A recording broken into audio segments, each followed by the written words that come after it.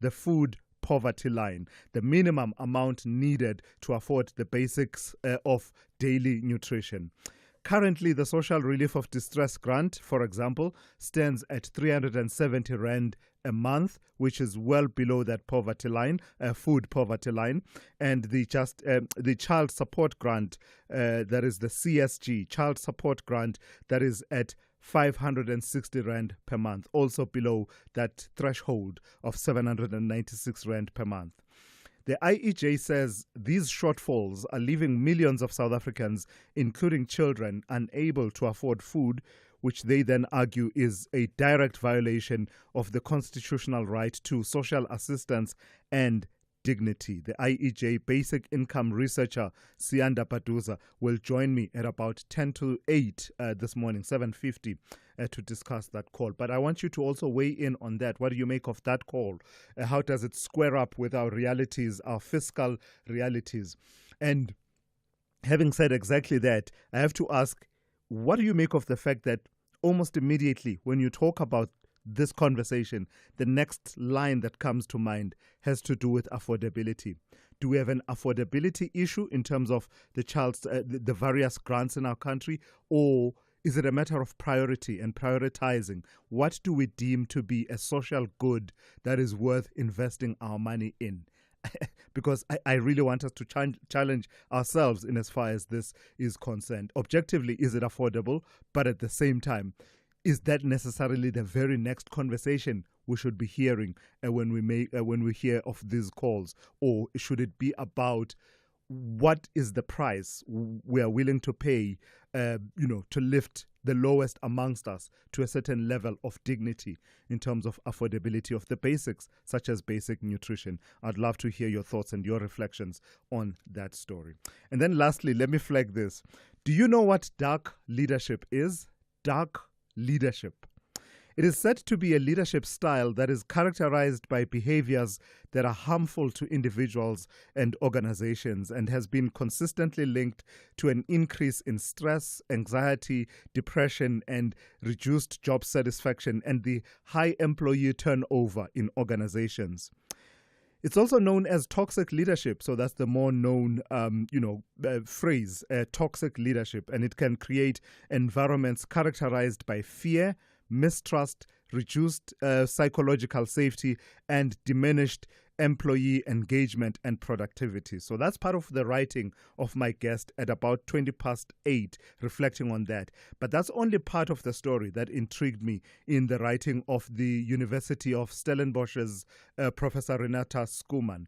The part that really, really made me sit up and pay attention is where she makes the point that, get this, many of the personality traits that are characteristic of psychopaths, right? Let me say that again. Many of the personality traits characteristic of psychopaths are also traits that help people get ahead in business. That's the argument from Professor Renata Schoeman. And I don't think it's a new argument. I think I've heard it before. So the examples that she gives are charm, fearless dominance, boldness, and a grandiose sense of self. So those are some of the characteristic personality traits that make people great in business, but also are found among psychopaths.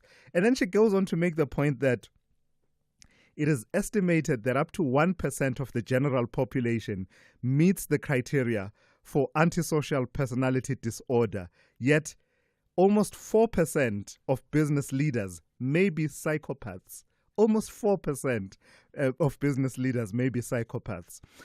I'm not chuckling, it's a serious matter, but I want us to reflect on it. The CEO level, according to Professor Schoeman, is the career with the highest proportion of psychopaths, second only to the prevalence of antisocial personality disorder among prison inmates, which has a prevalence of 15%. So I'm quite fascinated by that conversation, and I look forward to speaking to Professor Renata Schoeman, and that's coming up at about 8:20. But I'd like your reflections. Have you encountered dark leadership? Do you betray and show characteristics? I'd love to hear from the CEOs actually this morning. That would be great to hear. What do you make of this research? right? So we'll get to that. But let me say this. Morning Brief team, to your stations, please, for the takeoff.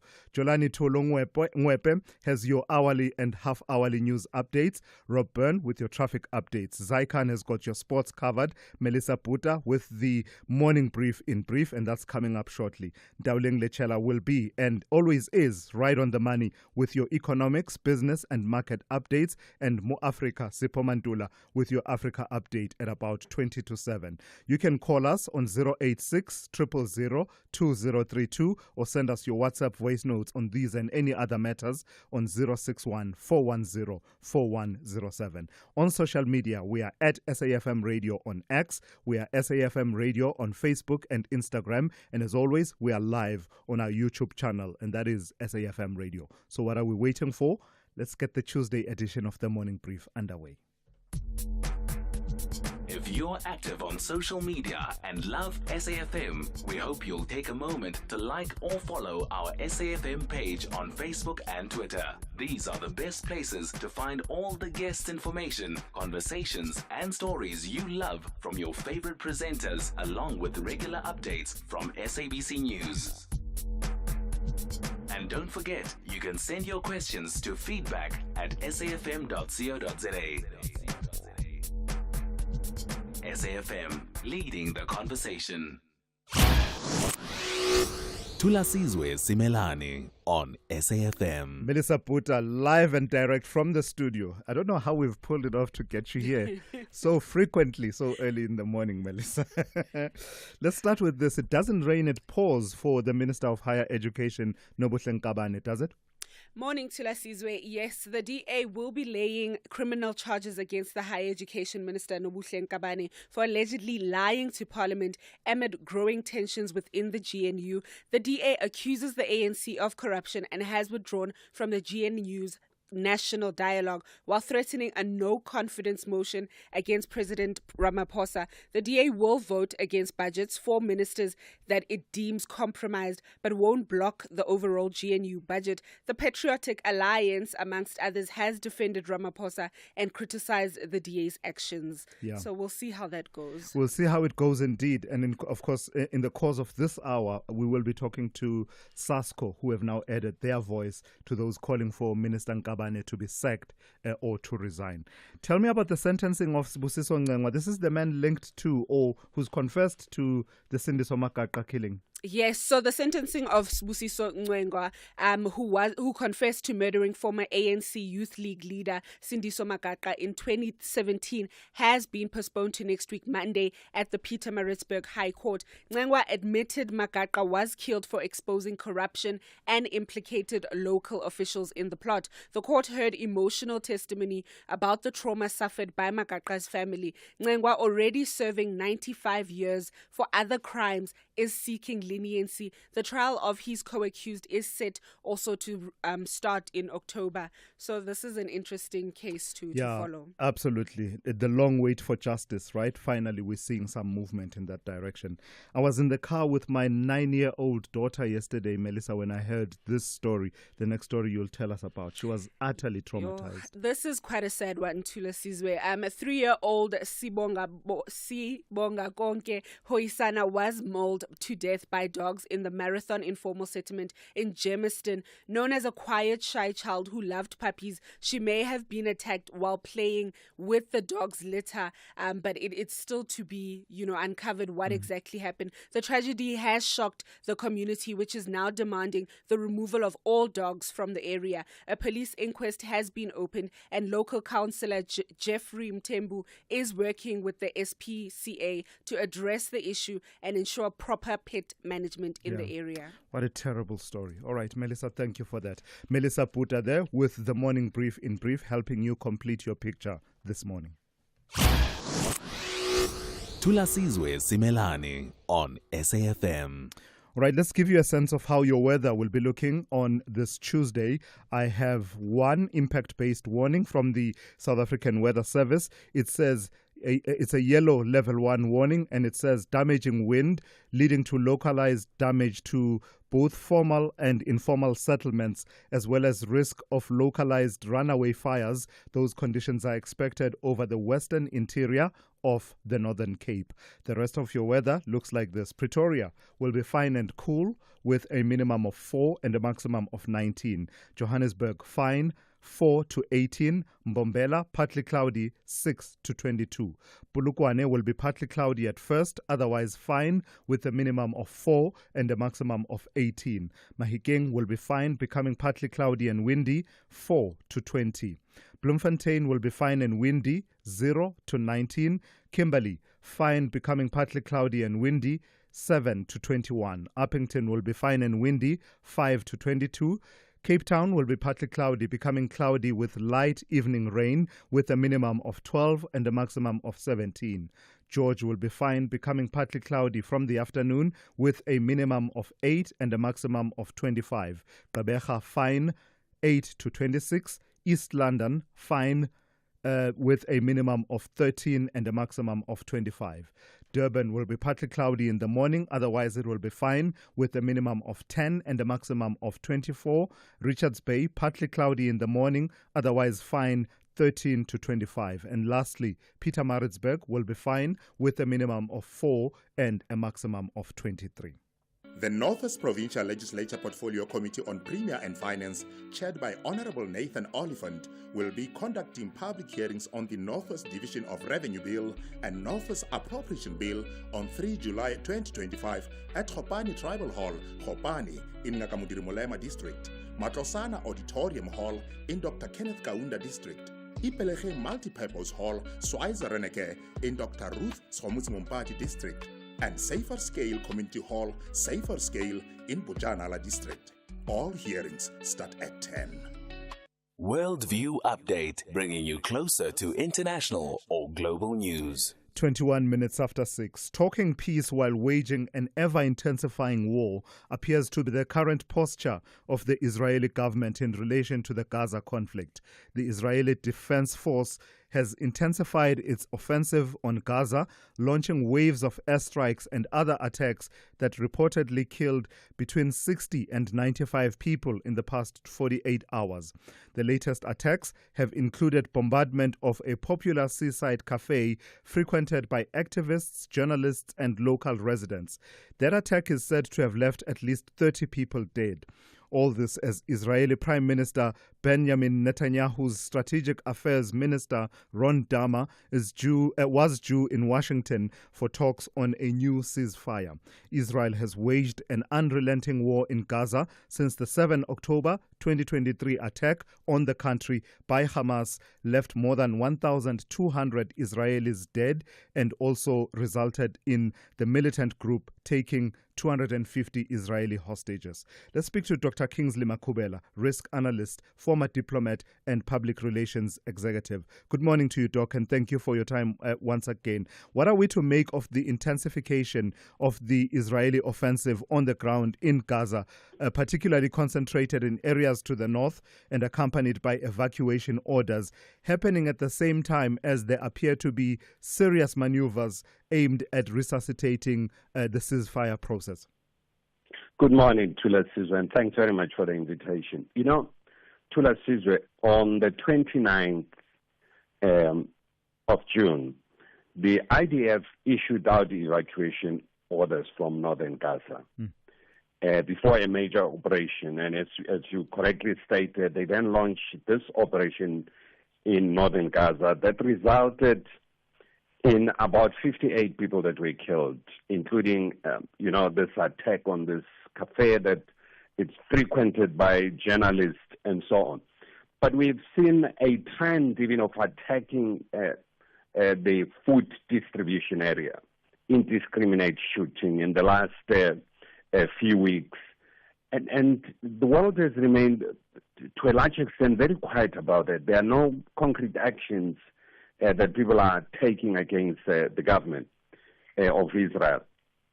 Ron Dermer, he's already in Washington, and he's having a discussion with the Trump administration around this proposed peace that Trump, or ceasefire that Trump wants to implement. It's not quite clear what are the parameters of this. In the past, we've seen the very same U.S. vetoing a resolution at the United Nations Security Council for a permanent ceasefire. So we don't know what to make out of this. But there seems to be a clear intention within the Trump administration to try to resolve some of these conflicts. And people start to speculate that he's actually quite keen on getting the Nobel Peace Prize for some of this. Yeah. It doesn't matter whether he gets the Nobel Peace Prize or not, but the main strategic issues, if he can resolve some of this conflict, particularly this one, that is really decimating lives of so many civilians. Are there factors within Israeli politics themselves that are also adding the impetus or perhaps the pressure to make the deal? Because that's the word, the words that were used by Donald Trump: make the deal, bring the hostages home. I've seen reports of protests in Israel around that issue of saying, bring the hostages home. And of course, I also saw some reporting around from Haaretz, for example, which is citing, testimonies of soldiers just testifying about the actions that they were instructed to take on the ground in Gaza and just lamenting some of those actions. You know, the Haaretz newspaper has been very firm in terms of trying to bring out testimonies from soldiers. For instance, there was one soldier who really told Haaretz that he said, I felt like as if we are Nazis in Gaza. He said it looked exactly like we were actually the Nazis, and they, the Palestinians, were the Jews. So these are some of the testimonies that are going around in Israel. And of course, the whole isolation, the impact of the war with Iran, all these issues are really making Israelis to start questioning this perpetual war that Netanyahu is launching. And of course, we know, Thulasizwe, that Netanyahu wants the war to continue. That's why 3 days ago, the Supreme Court suspended his trial for corruption. So as long as the conflict goes on, he won't face the might of the Israeli law. So he would continue to instigate these wars. But I just don't know if voices within Israel are enough, because the isolation is building up. Israel is becoming a pariah state around the world. I mean, the Irish have taken concrete steps to stop any import or sale of goods to Israel. The Spaniards have taken same decision. So there's a momentum building within the European Union even to impose some level of sanction. The British, actually, for the very first time, are also contemplating not to sell certain military hardware. Lastly, Dr. Makhubela, I'd like you to just touch on the work of the Gaza Humanitarian Foundation. It's come under intense scrutiny, and it's part of the bigger picture around the humanitarian disaster on the ground in Gaza. Let's talk a bit more about it. What do you make of the criticism that has been leveled against it? Also, aligned to some of that testimony we've just been talking about that has been coming from soldiers on the ground, shared with the newspaper Haaretz. The humanitarian situation has received a lot of attention around the world. And that's why you're starting to see demonstrations that are happening in major capitals around the Western world. And the Netanyahu administration has tried to set up a civil war amongst Palestinians to supply arms to a militia group that actually Netanyahu agreed to the Knesset that indeed they have furnished them with weapons. Now, there's been a huge challenge around how the humanitarian aid is weaponized within Gaza. It has raised serious problem, and they've exposed the underhand of the Israeli forces and the Israeli intelligence in the distribution of food that has created serious challenges within the Palestinians. All right. Dr. Kingsley Makhubela, I've got to thank you once again for your time. Risk analyst, former diplomat, and public relations executive. This is SAFM Sport with Zai Khan. A very good morning. We'll go to cricket. Corbin Bosch struck in the final over of day 3 to leave Zimbabwe on 32 for 1 trailing by 505 runs in their chase of 537 at the Queen's Sports Club in Bulawayo. The Proteas had earlier piled on 369 in their second innings thanks to 147 from Vian Mulder. Mulder more relieved than ecstatic after scoring his second Test 100 in less than 12 months. He says the important thing is helping the team win the match. Yeah, I've worked really hard on my batting. I always have. I've been someone who's batted in the top 4, top 5 most of my career. And it's been in the Test team, I've always had to kind of figure things out. I think Test cricket is incredibly hard. And yeah, there's no easy runs in Test cricket. So having more than one century for my country is really special, especially in Test cricket. So I'm going to keep pushing, keep trying to be better, and stay greedy, as Temba always says to me. But I think the important thing is that we're in a good position as a team. So my individual things are pretty cool, but in a week from now, everyone's going to forget about my 100, and it's about whether South Africa won a Test match. So that's pretty much where my head's at already. And hopefully I can get another 100 soon and make it 3 in 12 months. Let's go to soccer. Cape Town City and Keswick Stars wrapped up their PSL promotion playoff with a 1-1 draw at Cape Town Stadium, with both sides already resigned to life in the Motsepe Foundation Championship next season. Elsewhere, Brazilian club Fluminense shocked Inter Milan with a 2-0 win to reach the quarterfinals of the Club World Cup, where they could face Manchester City. And finally, tennis, Lloyd Harris advancing to the second round of Wimbledon following a grueling 4-set win over Zizo Bergs. Yeah, good for the belief. I think good for my game in general. I felt like I had to do a lot of good things today to win. It was a tough opponent. He has a very good serve also, so it was very, very difficult to break. So I had to come up with some good things. So I think it was overall a very good challenge, very tough challenge, and I think I can use that to my advantage a bit, going into the next. And that's how it is. So we'll bounce back with more sport. That's top of the hour. I'm Zai Khan. And I'm Jolani Tulongwepe, making headlines. The 4 accused former Transnet executives will be back in the Specialized Commercial Crimes Court, sitting in the Palm Ridge Magistrates Court in Ekurhuleni on October the 6th.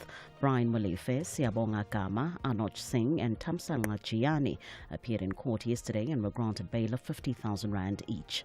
The DA says it's set to lay criminal charges against Higher Education and Training Minister Dr. Nobuhle Ngabane today. This will happen ahead of Ngabane's tabling of a department's budget vote in the National Council of Provinces. And finally, a new study predicts that more than 14 million of the world's most vulnerable people could die in the next 5 years because of the dismantling of the main U.S. aid agency.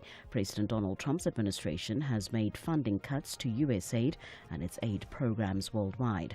I will have details on these and other stories at 7 o'clock.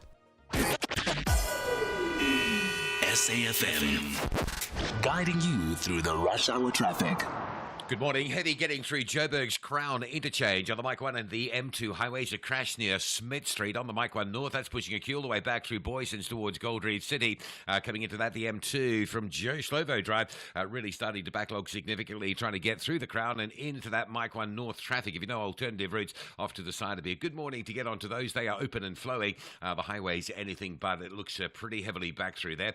Durban, 2 crashes around Spaghetti Junction. One on the N2 going south just after Spaghetti Junction, and one on the N3 going inbound between Spaghetti Junction and Sherwood. So those collision scenes just causing delays right through that sort of interchange, multiple directions, whether you're going south or whether you're trying to get off the N2 and to get onto that N3 to go inbound. It's all very slow going. M7 into Pinetown looks busy already up over St John's Avenue Bridge. In Cape Town, heavy pressure on the N1 driving inbound this morning. There's a crash between the N7 highway and Sable Road. That's pushing traffic already back as far as Plattercliff Hill and looking pretty heavy. And 2 big lights down this morning on Marine Drive. What a nightmare it was getting home last night.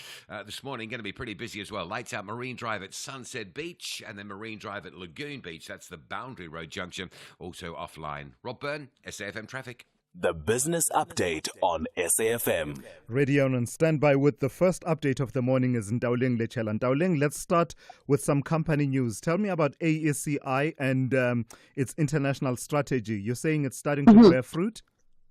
That's right, Thulas. And so the Chemicals and Explosives Group is expanding its presence in international mining markets amid challenges in South Africa. Now, the company reported a decline in revenue for the 5 months ending May due to weak demand and falling prices here at home.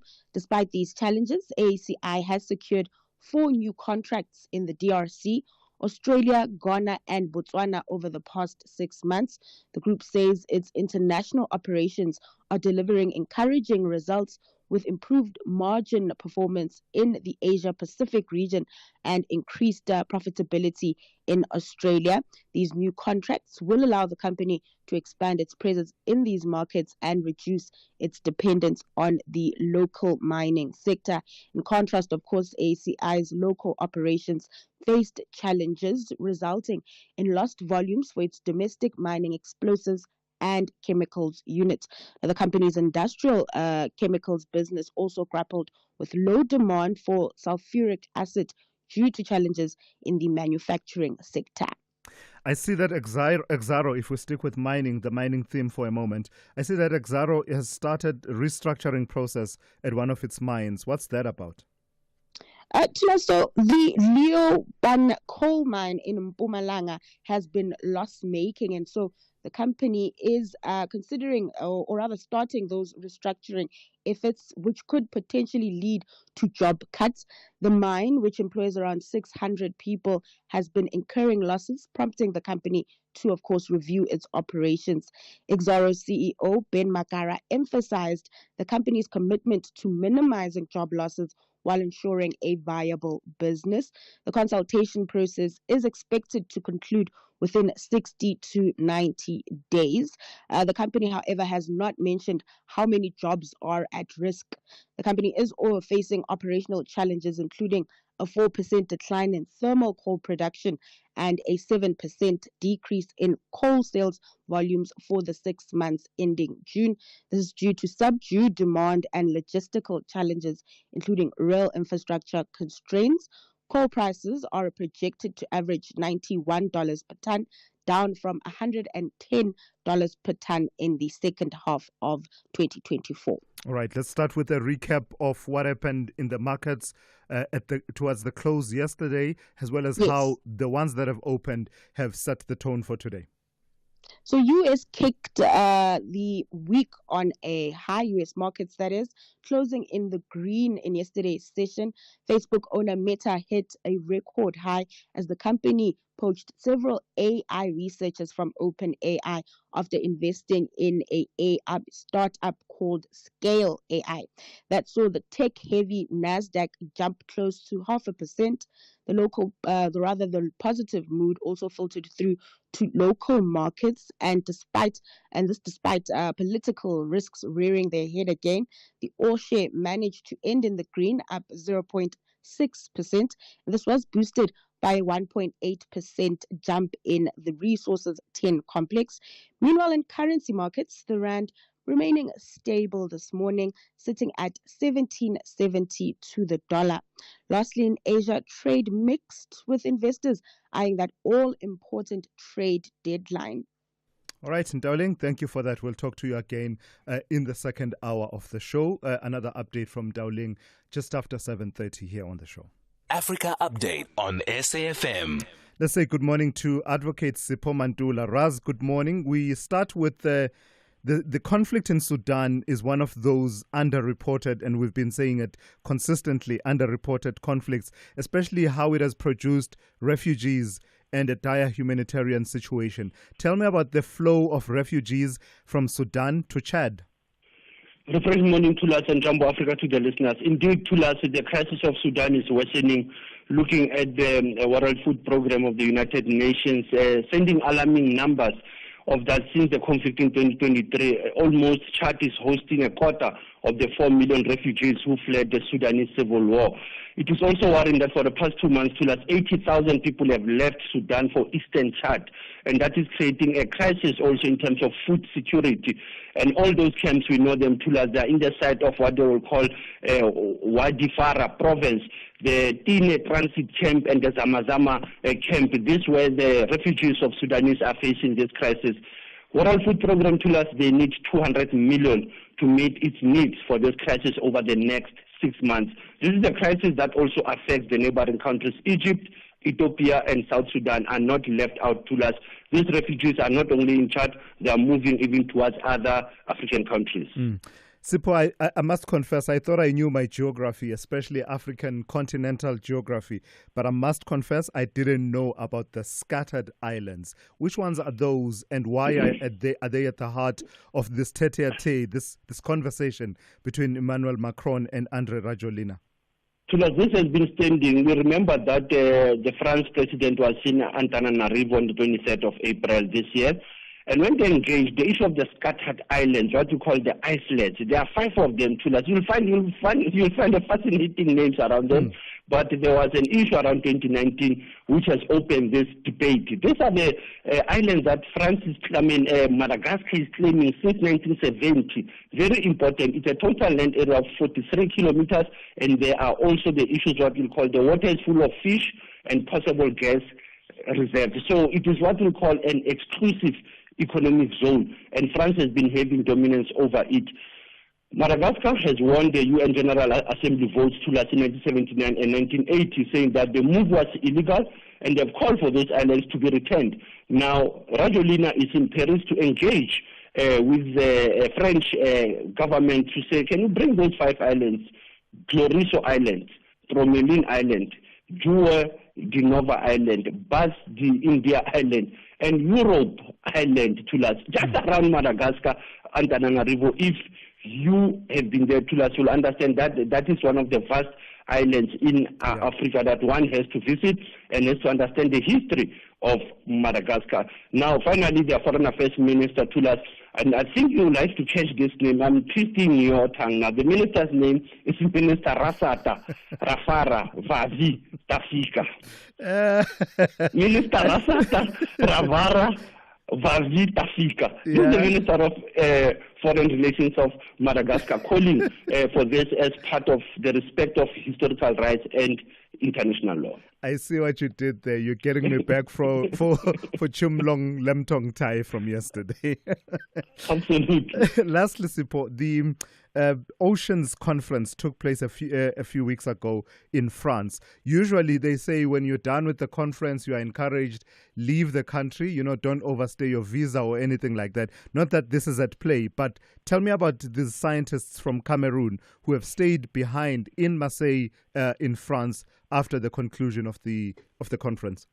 This is very interesting, and it's what you call the blue economy now. When you look at the first scientific divers to be trained coming from Cameroon, they are looking at this to can protect their own largest nesting and feeding sites of the sea turtles in Cameroon. So these 3 Cameroonians, as you have said to us, they have taken the theory into practice now, that they want to train to become scientific divers now, that they can be able to can protect their environment when they are in Cameroon. So this is what we say exceptional marine park that will benefit the people of Madagascar, but having guiding divers that will assist. And this is part of the biodiversity in West Africa, that we see 3 Cameroonians taking this challenge to stay back in France and get knowledge and go back and plant it in Cameroon, Yaoundé.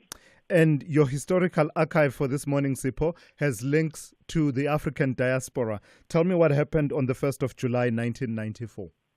It's 31 years since the International Reggae Day was launched in Jamaica, and this was inspired by the visit of the late Winnie Mandela during her official visit to Jamaica in July 1991. With the late husband, Tata Thulasizwe Nelson Mandela, after his release. This is very important because Winnie Mandela holds reggae at high regard, that she will always say that the songs of Bob Marley, Peter Tosh, Jimmy Cliff inspired many of the freedom fighters in the face of apartheid. Hence, this day to us today is being themed One Love, One Voice, One Day, as part of looking at celebrating the Reggae Day. And it is very powerful to us. There is a Winnie Mandela Humanitarian Award that was done last year, given to Rita Mali. This year is going to the Prime Minister of Barbados, Mia Mushil. And also the last award is of your favorite artist, Tulas. I know you love Mali, but Peter Tosh. So there is an award call Peter Tosh a rebel with a cause award. This was supposed to be given to somebody in the Sahel. I won't divulge until it's been confirmed to us, but it was supposed to go to someone in the Sahel with the Peter Tosh Foundation. And this is a very important day. Planting of trees, very important to us as we are even combating the climate change. That's how this day is being penned out across the globe as International Reggae Day. We're talking, Asante sana Thulas. Yeah. No, I was going to say, Sipho, this is a genre that packs a punch for social justice. I mean, the message is always clear. Revolutionary, unafraid, speaks truth to power. Absolutely, Thulas. And we need to have more reggae in this country. We need to have more reggae film screenings so that we can divulge into the creative economy part of it. It was a little island like Jamaica. Thulas was able to export reggae music to the whole world. Hence today, we're talking about love, peace and love. We're talking about social justice. And that's the power of reggae music. Asante sana Thulas, as you're observing the Nelson Mandela Month as well as the Africa Union Month. All right, thank you for that. That's Sipho Mantula there with your Africa update for this morning. Call Thulasizwe now, 086 000 2032. Let me take one or two of your voice notes that have already come through. Quite a diverse mix, so some ranging from politics, the ANC, there's an issue around looting, someone wants to talk substance abuse, so let's get into it. Thulas, if ANC can stop looting right away, then children can eat. Mm-hmm. But whilst ANC is looting the funds, children will be dying of starvation. And that is a sad fact. ANC must stop looting the funds. Teresa. Yeah, thank you for that, Teresa. I think it's linked to the conversation we will have a bit later on with the Institute for Economic Justice, who are calling for the lowest social grant to be raised to at least 769 Rand and above, which is the food poverty line, according to Stats SA, basically lamenting that a lot of people are left in a situation where they can't afford the basics and face hunger simply because the grants that are paid out in this country, many of them are below that food poverty line. That conversation will be coming up a bit later on. Good morning to the SAFM listeners. Substance and drug abuse is a serious challenge that faces our youth in South Africa. And every little effort to try and reduce this should be celebrated as long as it is genuine. I'd like to applaud the Gauteng government for ensuring that they grant access free of charge to these young people so that they can get help they require. Segwanele, Pretoria. Segwanele, thank you for that. I must say I didn't see that story, but I'll look out for it. But it is, as you say, a joint effort, and any effort that is made towards curbing these social ills must absolutely be applauded, and I completely agree with you on that. All right, we'll come back to your voice notes and calls a bit later on the show.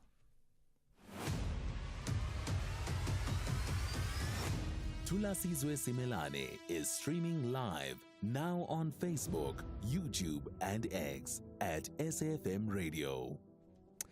So a shocking 43% of school water samples tested during the Water Warrior School Water Quality Testing Project were found to be unsafe for drinking, highlighting an urgent, if underreported, national crisis in school water safety. The initiative, led by WaterCan, in collaboration with several environmental partners, empowered learners to become frontline scientists in assessing the water they drink, wash with, and depend on daily. Let's bring into the conversation Ferial Adam, who is Executive Director at WaterCan, also an environmental justice activist. Ferial, good morning and thank you for your time. So school water infrastructure is hardly foregrounded when we are discussing pressing school infrastructure needs. Should it be, from the work that you have done? Do we have an underreported crisis in as far as school water infrastructure is concerned? Good morning, Thulasizwe. Yes, I think so. I think that we need to be looking at schools and infrastructure at schools more, with a much more of a fine print or like a magnifying glass, because I think that what we're seeing is that, the stats say that over 25% of our schools don't have access to proper running water. And so schools are putting into place JoJo tanks, making other plans, but no one's monitoring that. So tell me about the work that you did then that aimed at doing exactly that, monitoring that. It was part of the Water Warrior School Water Quality Testing Project. What did you do and what did you find? So part of that project was to create awareness around World Water Day in March. And what we did is we trained teachers as well as students to learn how to use the citizen science testing kit. And that was actually what our thinking was. It was about creating awareness about water and environment and getting young people to enjoy science. It's a testing kit. They can all work on it together. And that was our intention. We didn't think we were going to find these results. But when we looked at it, and remember, it's a very small snapshot. It's not many schools, and it's about, 95. But what we found was a bit concerning because a lot of schools have JoJo tanks. And that is because of failed infrastructure, that they have to have JoJo tanks in place. And in some places, it's in 7 provinces. In some places, it's because it's a backup. They don't have the infrastructure, etc. Yeah. But 73% of the JoJo tanks that we tested was positive for bacteria. And so that tells us that, this is very concerning, but also the fact that when you have JoJo tanks, you also have to have in place the process to maintain them and clean them regularly. Yeah. And we don't think that that's happening at this point. I think that is the key problem that's happening there. But what it is worrying is that you have all these schools and the drinking water is not at a good quality. It doesn't fit correctly with the norms and standards of the Department of Basic Education, because that part of it is that young people need to have safe, clean, sustainable drinking water, and they don't have that. So we're trying to work with the schools, work with our partners, because we've got partners that that were in those provinces, to make sure that this is not just now left, that we actually work with them to see how do we improve the situation in these schools that we've been working with. In fact, lastly, say more a bit about that, Dr. Adam. What's the next course of action, including highlighting the unsafe nature of this water, as well as getting it acted upon by authorities, including the Department of Basic Education and municipalities? So the first thing is we've telephoned and called the schools, and we've also asked our partners that are in close proximity to schools to go there, and for schools to say, please don't, to the children, don't drink the water from the JoJo tanks. And of course, young people need water to drink because they're playing sports, they're running around, whatever it is. So we've also had a company, Business Connect, that said in the short term they will provide these purification tablets. So you put it into 20 liters, and then the schools can maybe safely give people water in the short term, right? But in the medium term, we are calling on the municipality and the department and the schools that we need to be able to find a process to maintain these JoJo tanks more regularly. In the instances where it was piped water, that becomes a little bit more difficult because there were a few schools where the tap water was actually the problem. Those are not in the big cities, so people don't need to panic. But I think that alternatives then have to be made for those because it is a municipal supply. All right, let's leave it there for this morning. That's Dr. Ferial Adam, who is Executive Director at WaterCan, also an environmental justice activist. SAFM. guiding you through the rush hour traffic. Good morning. We start in Joburg with heavy traffic through the Crown interchange. An earlier crash on the Mike 1 going north up by the Smith Street exit is being cleared, but it's left a really big backlog coming through from Ormonde, Goldridge City, all the way through to about Parktown now is the queue. Behind that, the M2 sitting from Joe Slovo into that traffic on the Mike 1 north at Crown as well. Crash at the Deepcliff interchange, N1 north linked to the N12, so delays coming up from Eldo's through Deepcliff for motorists heading down towards Uncle Charlie's. And the N3 quite heavy, which is pretty much normal these days, actually, between Galuli's interchange and Modderfontein Road. The N1 south from Brockfontein down to New Road, despite it being school holidays, that run through is busy again this morning. Durban crashes at Spaghetti Junction, one on the southbound side of the N2 just past 4 level, and then another on the N3 inbound between Spaghetti Junction and Sherwood. So all sorts of traffic pressures around Spaghetti Junction this morning. Traffic lights are down on the M7 at the N2, plus some delays moving through that down towards the Bel Air Wakesley Road junction. M7 going into Pinetown, heavy queues towards the N3. Looks like something has crashed or broken down on your way to Pinetown coming up from the North Dean side. And Cape Town, a collision on the N1 into town this morning before Sable Road. That's the reason for the backlog through to Plattekloof Hill territory. And lights are offline. Marine Drive at Bay Beach Avenue. That's the first junction at Sunset Beach. Marine Drive at Boundary Road, Lagoon Beach. So 2 big queues to work through. And Kuberg Road and Bloberg Road exiting Table View that side still down as well. Rob Byrne, SAFM Traffic. Across South Africa, online and on radio. SAFM, let's talk. Right, let's turn to this story now. The South African Students' Congress, SASCO, has strongly condemned the recent appointment of the National Student Financial Aid Scheme Board, NSFAS Board, calling it illegal and procedurally flawed.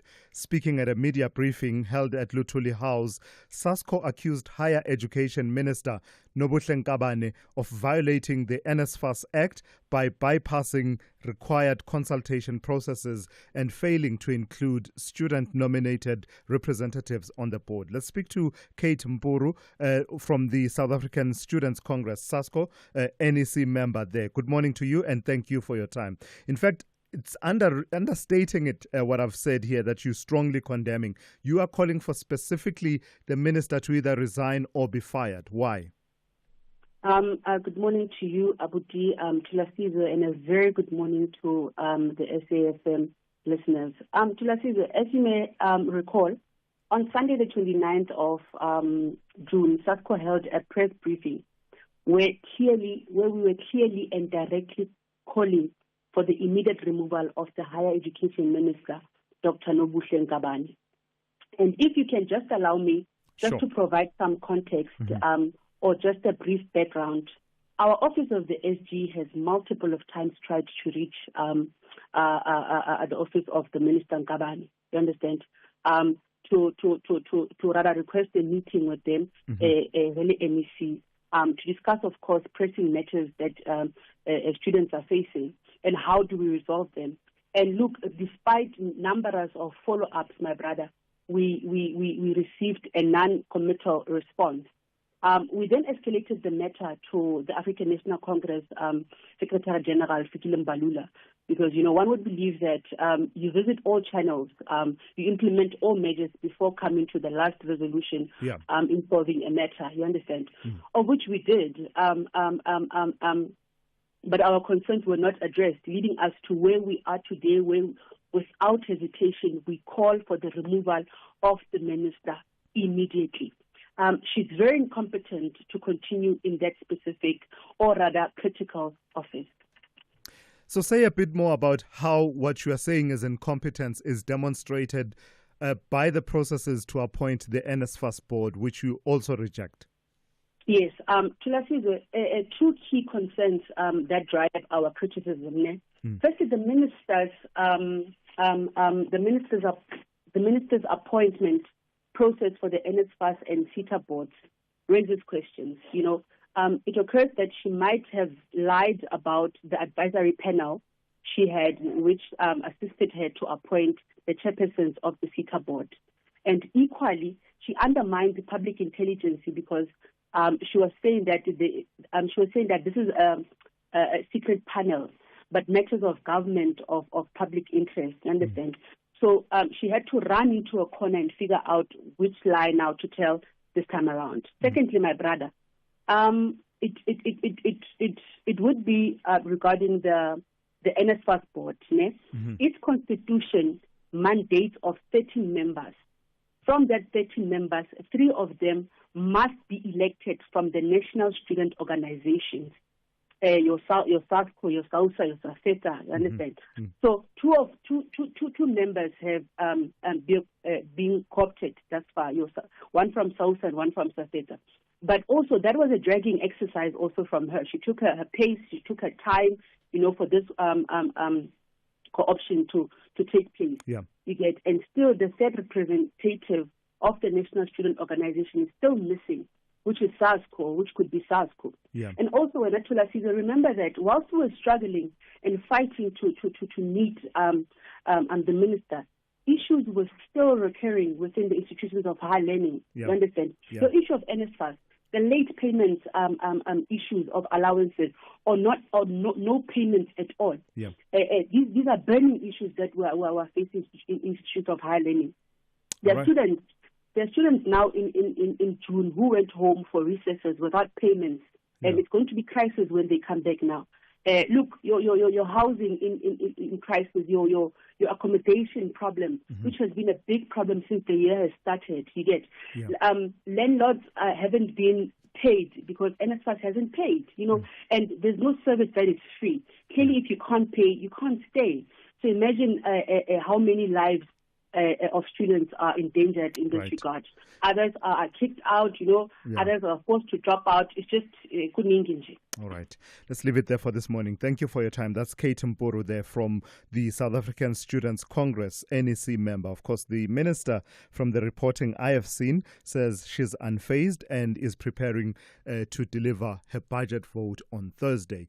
SASCO, on the other hand, are saying that they are willing to even take it to the streets in support of their demand for the minister to be sacked. Let's go straight to Jolani Tolongwepe with the latest news. Outsurance will go out of their way to try and save you money on your car insurance. If they can't, ask for 500 Rand. Time to switch and save. Call 08600 60,000 today.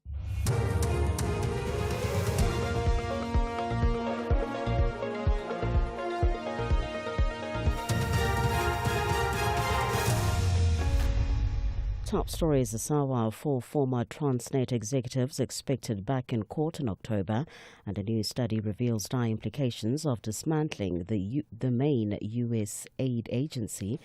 Good morning. The 4 accused former Transnet executives will be back in the Specialized Commercial Crimes Court, sitting in the Palm Ridge Magistrates Court in Ekurhuleni on October the 6th. Brian Molefe, Siyabonga Gama, Anoj Singh and Tamsanqa Chiani appeared in court yesterday and were granted bail of 50,000 Rand each. They are facing fraud and corruption allegations involving tenders to acquire new locomotives. The accused handed themselves to police in southern Johannesburg to face fresh charges involving the acquisition of 95 locomotives.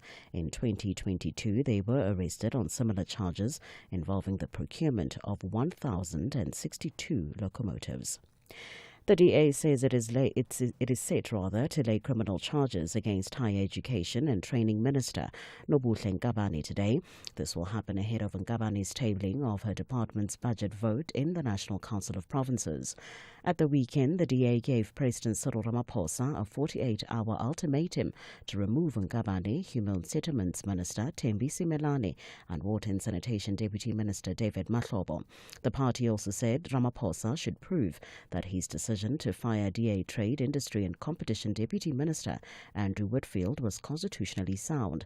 Following the expiry of the 48 hours, the DA announced that it would withdraw support from the budgets of ministries that it deemed compromised, as well as its participation in the national dialogue. DA spokesperson Karabo Hahau. It's very important for South Africans to see that we have an all-hands-on-deck approach as far as dealing with ministers that commit fraud in Parliament by not only lying blatantly about the composition of a panel that the minister says she appointed herself and advised her on the appointments, but also the process itself that was followed to appoint 20 ANC cadres as opposed to 573 applicants of South Africans who do not owe the ANC and the minister any loyalty. The Independent Policing Union of South Africa, IPUSA, is concerned that the recent arrest of senior officials, including the boss of the SAP's Crime Intelligence Unit, will weaken public trust in law enforcement. Dumisani Kumalo and 6 colleagues are facing allegations related to the unlawful appointment of the senior police officials. The arrests have raised questions on the unit's accountability. IPUSA President Bethwel Nkuna.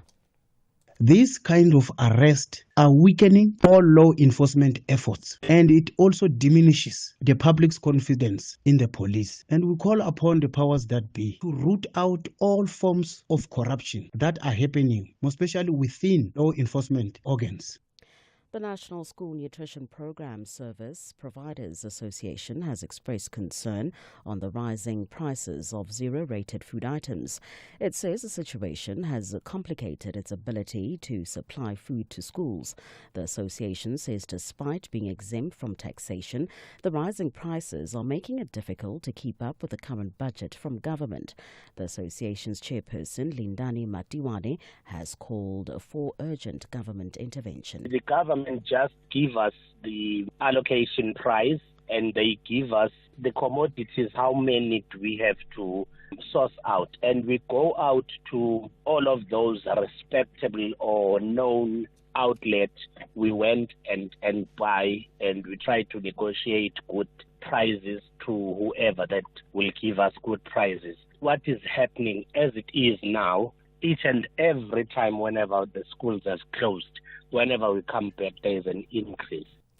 A new study predicts that more than 14 million of the world's most vulnerable people could die in the next 5 years because of the dismantling of the main USAID agency.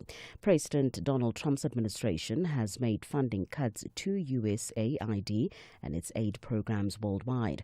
The U.S. government says this is part of its broader plan to remove wasteful spending. The study has been published as USAID is formally closed as an independent agency 6 decades after it was set up.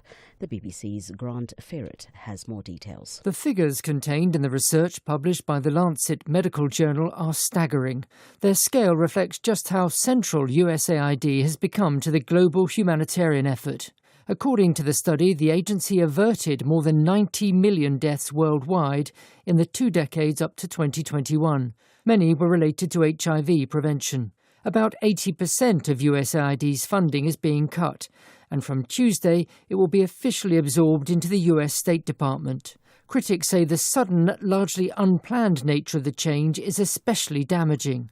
Recapping the top story this hour, the 4 accused former Transnet executives will be back in the Specialised Commercial Crimes Court, sitting in the Palm Ridge Magistrates Court in Ekurhuleni on October the 6th. Brian Molefe, Siyabonga Gama, Anoj Singh and Thamsanqa Chiane appeared in court yesterday and were granted bail of 50,000 rand each. For SAFM News, I'm Cholani Tulongwebe. Outsurance will go out of their way to try and save you money on your car insurance. If they can't, ask for 500 rand. Visit outsurance.co.za today. You always get something out. Have you heard the latest news? Vincent, a 40-year-old man, wanted to save money on his car insurance premium, so he got a quote from Outsurance. Vincent now saves a massive 990 rand a month on his 2022 Ford Ranger 2.2-litre. Get a quote today. See how much Outsurance could save you on your car insurance. Call 08600 60,000 or visit outsurance.co.za. You always get something out. A licensed insurer and FSP. T's, C's and information online. It's a very good morning to you in your SFM Sports Headlines. Cricket action, Proteas in full control of the first test against Zimbabwe in Bulawayo. And we also bring you tennis action from Wimbledon, where South Africa's Lloyd Harris, Carlos Alcaraz and the world number 1 Arina Sabalenka all through. Details just before 7:30. SAFM. Guiding you through the rush hour traffic. Morning, Joburg. First up, the earlier crash on the Mike 1 North at Smith Street is being cleared, but it's left a backlog of traffic to work slowly through this morning between Ormonde and Parktown. Collision N3 south at Heldenace. Queues coming down from Van Buren Road, and a crash on the busy N1 North through Diepkloof, holding traffic down towards Uncle Charlie's side. At this stage, Durban, collisions around Spaghetti Junction causing delays. There's a smash on the N3 inbound before Sherwood, and a collision on the N2 south just after Spaghetti Junction. So a lot of congestion around that interchange this morning. M7 Bluffbound, no traffic lights at the N2. Also some delays down to Bel Air and Wakesley Road as well. In Cape Town, a collision on the N1 into town before you get to Sable Road. That's pushing a queue all the way back to Platterkloof, and traffic lights are out of Tableview this morning. Bloberg and Kuberg, Marine Drive at Sunset Beach, and Marine Drive at Lagoon Beach. Lots of delays building in that part of town. With your traffic updates, I'm Rob Byrne.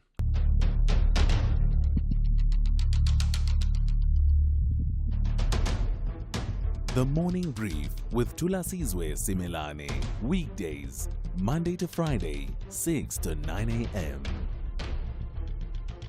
The Morning Brief with Thulasizwe Simelane. Weekdays, Monday to Friday, 6 to 9 a.m. Hey, good morning to you. We are into the second hour of the morning brief here on SAFM. It is absolutely great to be in your company. Among some of what we will cover in this hour will be a bit of reporting on the arrest and appearance in court of the four former senior Transnet executives that include former CEOs and now MK Party MPs Brian Molefe and Siyabonga Gama. It's a case that has its roots in the work that was done by the State Capture Commission of Inquiry, the Zondo Commission, and now follow through, coming through the work of the Hawks, as well as the Investigating Directorate Against Corruption, that is the IDEC, within the NPA. It all has to do with the acquisition of locomotives by Transnet, which was meant to be revolutionary, really, and revolutionize the movement of freight within our system, our economic system. But a number of transactions taking place that actually raised eyebrows, leading to findings and now being followed through by the relevant law enforcement officials. Karam Singh is a consultant at Corruption Watch and will weigh in on that conversation. And just also to just give us a refresh and a recap. So much was happening and so many allegations have been made over a period of time. Sometimes it's easy to lose track of which one is this transaction that we are now talking about. And then we'll give you some analysis with Nkosi Khulule Nyembezi about the Government of National Unity, the ructions therein, the recent ructions therein, the posture taken by the DA, as well as President Cyril Ramaphosa's stance towards the DA's ultimatum, ultimately saying that he will not budge. That conversation with Nkosi Khulule Nyembezi also coming up within this half hour. It's an ongoing story. The dust may have settled somewhat, but it remains an ongoing story because it has implications, because the DA, as you know, has said that they will not support budget votes by ministers who are, compromised, let's put it that way, the various ministers that they have flagged within the cabinet who come from the ANC. And then a bit later on, of course, we will be speaking to the Institute for Economic Justice, the basic income researcher at the IEJ, Sianda Paduza, will join me at about 10 to 8 about that call for the lowest minimum, the lowest social grant to be nothing less than 796 Rand a month, which is marked as the food poverty line. The IEJ making that call and saying that many, many people are falling through the cracks and facing hunger despite receiving social grants. So that's where we are going within this hour. But of course, I want to hear from you. I'd like you to engage me on these and any other matters that you may want to raise with me. I'm open to that. The number to dial is 086 000 2032. Please send me WhatsApp voice notes on 061 410 4107. So let's get the second hour of the show underway. If you think you cannot afford a lawyer, think again. Clientele Legal has made professional legal services affordable for you. Whether it's a civil, criminal, or labor-related matter, we have a nationwide panel of attorneys standing by to assist you. SMS SAFM to 32195. That's SAFM to 32195 and we'll call you back. Clientele General is a licensed non-life insurer and an authorized FSP. Standard rates and terms and conditions apply. EFC is live this Thursday after months of talk. And you got nothing, bro. Beat someone relevant, then come show me what you got. The middleweight division's biggest rivalry comes to a dramatic conclusion. Massive drama here at the main event of EFC. Never seen anything like it. This crowd. It's Luke Michael versus Shadrach and Sua for the middleweight title. EFC 125. Live from the World Sports Betting Arena this Thursday, July 3rd.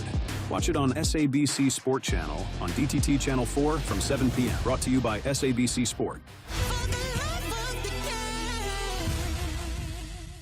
Got a Standard Bank business account and self-service banking? You could win up to 5,000 Rand cash every day this week in the Standard Bank self-service quiz. SMS Standard Bank self-service to 45787 for a chance to be selected. Answer 2 easy questions about Standard Bank self-service banking to be a winner. Tune in every day this week on the Midday Link-Up to see if it's you. Standard Bank. It can be. Standard Bank is an authorized FSP and registered credit provider. T's and C's apply. The National Pulse, weekdays, 3 to 6 p.m. Okay, so what then is the ultimatum? The ultimatum is that the president must swipe in front of his own door because there's a lot of dirt in front of his own door. In the ANC, we've got ministers there that has been implicated in the Zondo Commission report, ministers that are implicated in fraud and corruption charges. So the DA's demand or ultimatum is that the president must fire the people in his own cabinet that face charges like this, people with the like of Simelane and Chaveni. DA's national spokesperson, Billy Ocampo. Ashraf Garda on SAFM. Find the podcast at safm.co.za. Thulasizwe Simelane on The Morning Brief. Weekdays, Monday to Friday, 6 to 9 a.m. Let's start with politics of the government of national unity. The unity of that government being tested somewhat in the last few days following the dismissal of the DA member of parliament, that is Andrew Whitfield, who occupied the position of Deputy Minister of Trade, Industry and Competition. His removal due to an unauthorized international trip has sparked a political standoff between the ANC and the Democratic Alliance. The DA threatening the stability, in fact, that whole tension between those parties threatening the stability of the fragile coalition. For his part, the ANC Secretary General, Fikile Mbalula, maintains that the GNU would endure even if the DA were to exit from it. However, the DA has escalated its opposition, withdrawing from the national dialogue and also pledging that they will not support budget votes for departments led by corruption-accused ANC ministers. Let's take the conversation forward with Nkosi Khulule Nyembezi, a political analyst. Good morning to you, Nkosi Khulule. Thank you for your time. So it seems the dust has settled in the sense that, there was a pulling back from any threat of a DA walkout from the government of national unity, but we still remain with tensions. Tell me how you see this playing itself out. We have the first of the budget votes coming up in the next few days. Minister Nobuhle Nkabane, for example, I think hers is on Thursday. What is likely to play out in the context in which both sides are at daggers drawn? Thank you very much. I do think that it's unfortunate that the DA has taken a stance like this, particularly in relation to the national dialogue. When it comes to issues of the budget votes, we will see how it plays out, because in terms of the public perception, those who act to delay or stall the passage of budget votes, they usually carry the responsibility and the burden of having to explain as to why they are doing so, because the public leans more towards seeing things going forward as opposed to things slowing down or stalling. So in terms of how they play out that strategy in relation to each of the budgets, the budget votes, it's going to be interesting how well they can convince the public. In relation to the national dialogue, one would have thought that is supposed to be a neutral, tension-free space where all South Africans can come out and ventilate what they want. They can contribute in shaping the agenda and the things to be said. And so it is like if the president starts with a blank canvas by saying now we've appointed a steering committee, one would have expected that everybody interested would take their issues to ensure that they are reflected in the process. But somebody else might say, well, it's also true that not everybody would have participated in the national dialogue, and the DA is one party to speak out that they will not. I don't know if you picked up the reporting that says the presidency actually holds a different position in as far as the ability of particularly the ministers who serve in the government of national unity coming from the DA, their ability to actually withdraw from the process. I don't know if you saw that. I think I heard that there's commentary that says ministers such as John Steenhuisen, who serve in the interministerial committee that has to do with the national dialogue, actually their exit from it may not be as easy. Exactly, because now you serve at the pleasure of the president, and if you seem to be defying the president, then one logical thing from your side as a defier might just be to resign. Otherwise, if you do not resign, you stand to be in a coalition course in terms of your operational methods and standards to be defying the president, and you put yourself in line of fire that they must fire you. And it is not supposed, the national dialogue is not supposed to be used for that purpose. You see, even within the sort of civil society, there are some people who have some pessimism about the national dialogue. But we talk about these things at civil society to say some people will go there to listen to what other people say. Some will go to network, find one another. And to the extent that non-state actors, civil society organizations, ordinary citizens, this time around concerning the dialogue, they must not leave the implementation of the outcomes only in the hands of the government exclusively. So if you go there with the intention of finding partners, wanting to contribute your role in society, you will not come out empty-handed. So to the DA's posture to say the dialogue only rests with the government, with the presidency, I think is a narrow and it's a narrow one. Lastly, what do we read into the coherence and the balance, I suppose, within that government of national unity? It's a multi-party coalition, up to 10 political parties that are represented there. I heard Veli Okam, for example, I think if I'm not mistaken, I remember him calling the Patriotic Alliance leader, Minister of Sport, Gayton Mackenzie, the ANC Imbongi, or something to that effect. But in terms of the dynamics playing themselves out, is the DA finding itself isolated as a voice inside there? And can it afford to do that, to say, we want to distinguish ourselves, especially with our voters, so that they know that we stood by our principles no matter the cost? It's unclear what exactly they want to achieve and to what end is all this pronouncement. Because, for example, when I spoke to one of them, it's like, what happened at the government Lekgotla ahead of the State of the Nation address? Wasn't it supposed to be a platform where each of the coalition partners in government puts forward their component of the government agenda going forward?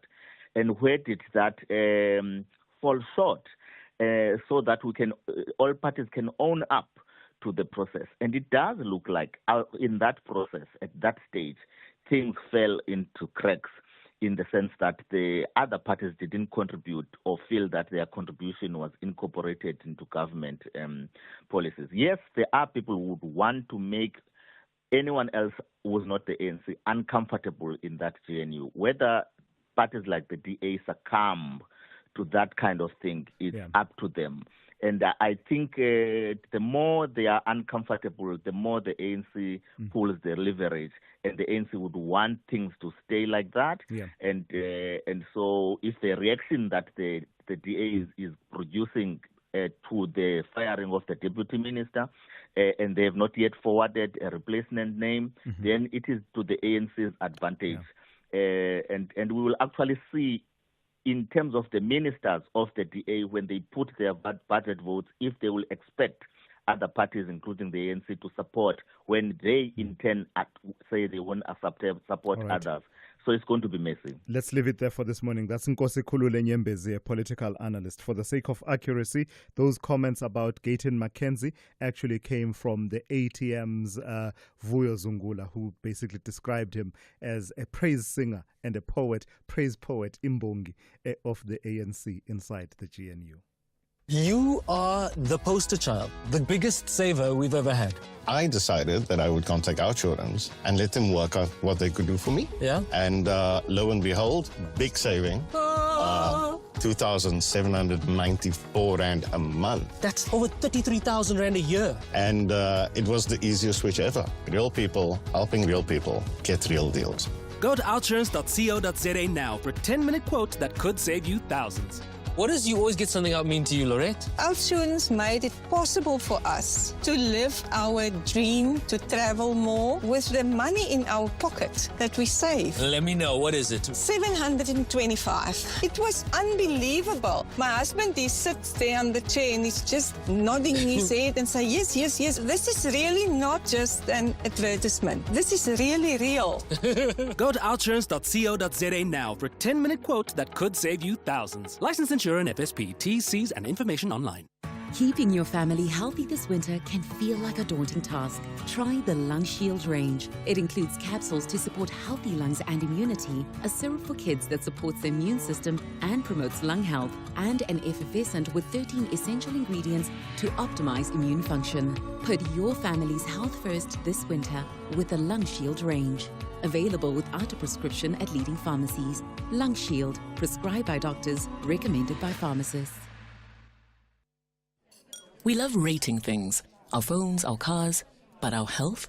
Your health lets you do what you love with the people you love. So who are you staying healthy for, and how can you improve your health? Choose Dis-Chem Life, the life cover that helps you live a healthier, more rewarding, longer life with regular health checks. Visit dischemlife.co.za now. Dis-Chem Life. Choose a better partner for life. Dis-Chem Life is an authorized FSP 50594, underwritten by Guardrisk Life, a licensed life insurer FSP 76. T's and C's apply. Do great solutions start with good conversation? SAFM, leading the conversations that move us. 25 minutes after 7, 4 former senior Transnet executives, including former CEOs and now MK Party MPs, Brian Molefe and Siyabonga Gama, have been granted 50,000 Rand bail each after appearing in the Specialized Commercial Crimes Court in Palm Ridge on Monday.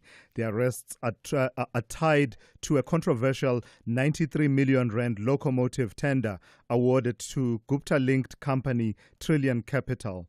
Charges against them include fraud, corruption, and violations of the Public Finance Management Act and the Companies Act. Let's bring in Karam Singh, who is a consultant at Corruption Watch. Good morning to you, and thank you for your time. So it's quite easy to lose track because, as I said, there were countless transactions that were tracked through the processes in the State Capture Commission of Inquiry.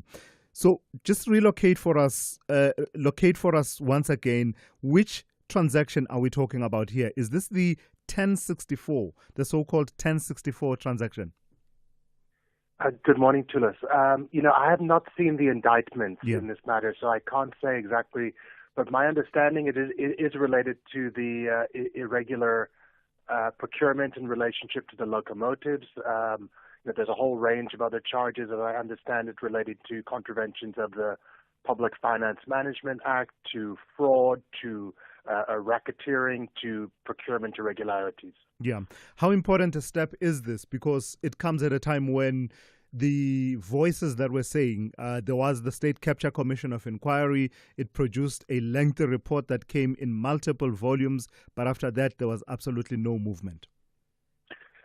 Obviously, there's been this frustration about the lack of prosecutions, about the lack of consequence management and accountability for state capture that flowed from the Zondo Commission. I mean, we have to reiterate the Zondo Commission did an outstanding job. It was a real testament to the fight against corruption, to trying to establish a historical record for the struggle for transparency, but we haven't seen those prosecutions yet. We've seen an initial set of cases enrolled. They've gone very slowly. Some have been dismissed. Some have been re-enrolled. We now have the independent the IDAC from the MPA that's more fully operational now. So it is a significant development. What will be more significant is to actually see the case progress in a procedural way and to actually see it lead to a successful prosecution. And is there an element, Karam, in terms of the public discourse, that is there something to be said for the battle against forgetting? Because I've been getting the sense that the further we've moved away from those hearings at the Zondo Commission and the findings, the more it seems that, like, in the public narratives and discourse, what we heard is actually being challenged, as if we didn't hear and see what we heard and saw. We can't have such short memories, Thulasizwe. I mean, we have to accept that the wheels of justice move slowly. Many will say justice delayed is justice denied, but we can't forget. We can't forget all of the cases that have not been prosecuted, all of the investigations which need to still unfold. I mean, this is part of the challenge of living in a kind of democracy like we have. I mean, even if we look at the process around the suppression of the TRC cases, we can't forget what's happened there, and the fact that we still are in the process of trying to pursue justice for things that happened 30, 40 years ago, things that happened, significantly in our past. So no, we can't forget.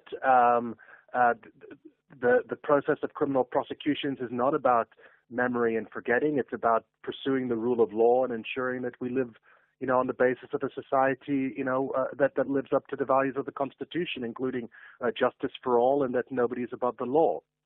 All right, let's leave it there for this morning. Thank you for your time. That's Karam Singh, who is a consultant at Corruption Watch. And just reflecting on what the MK party has said about these arrests. The arrests have drawn the ire of the party.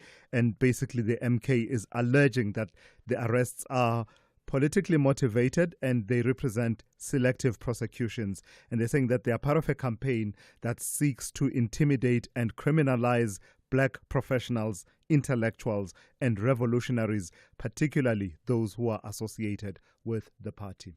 7:30. We'll come back to you in a moment, Zai. I think I can do that, right? You remember what you did. I still know what you did. I still know what you did last week in relation to the nationally famous cookie. Oh, wow. We're never going to let that one go. So therefore, I can take liberties. I'll come back to you in a moment.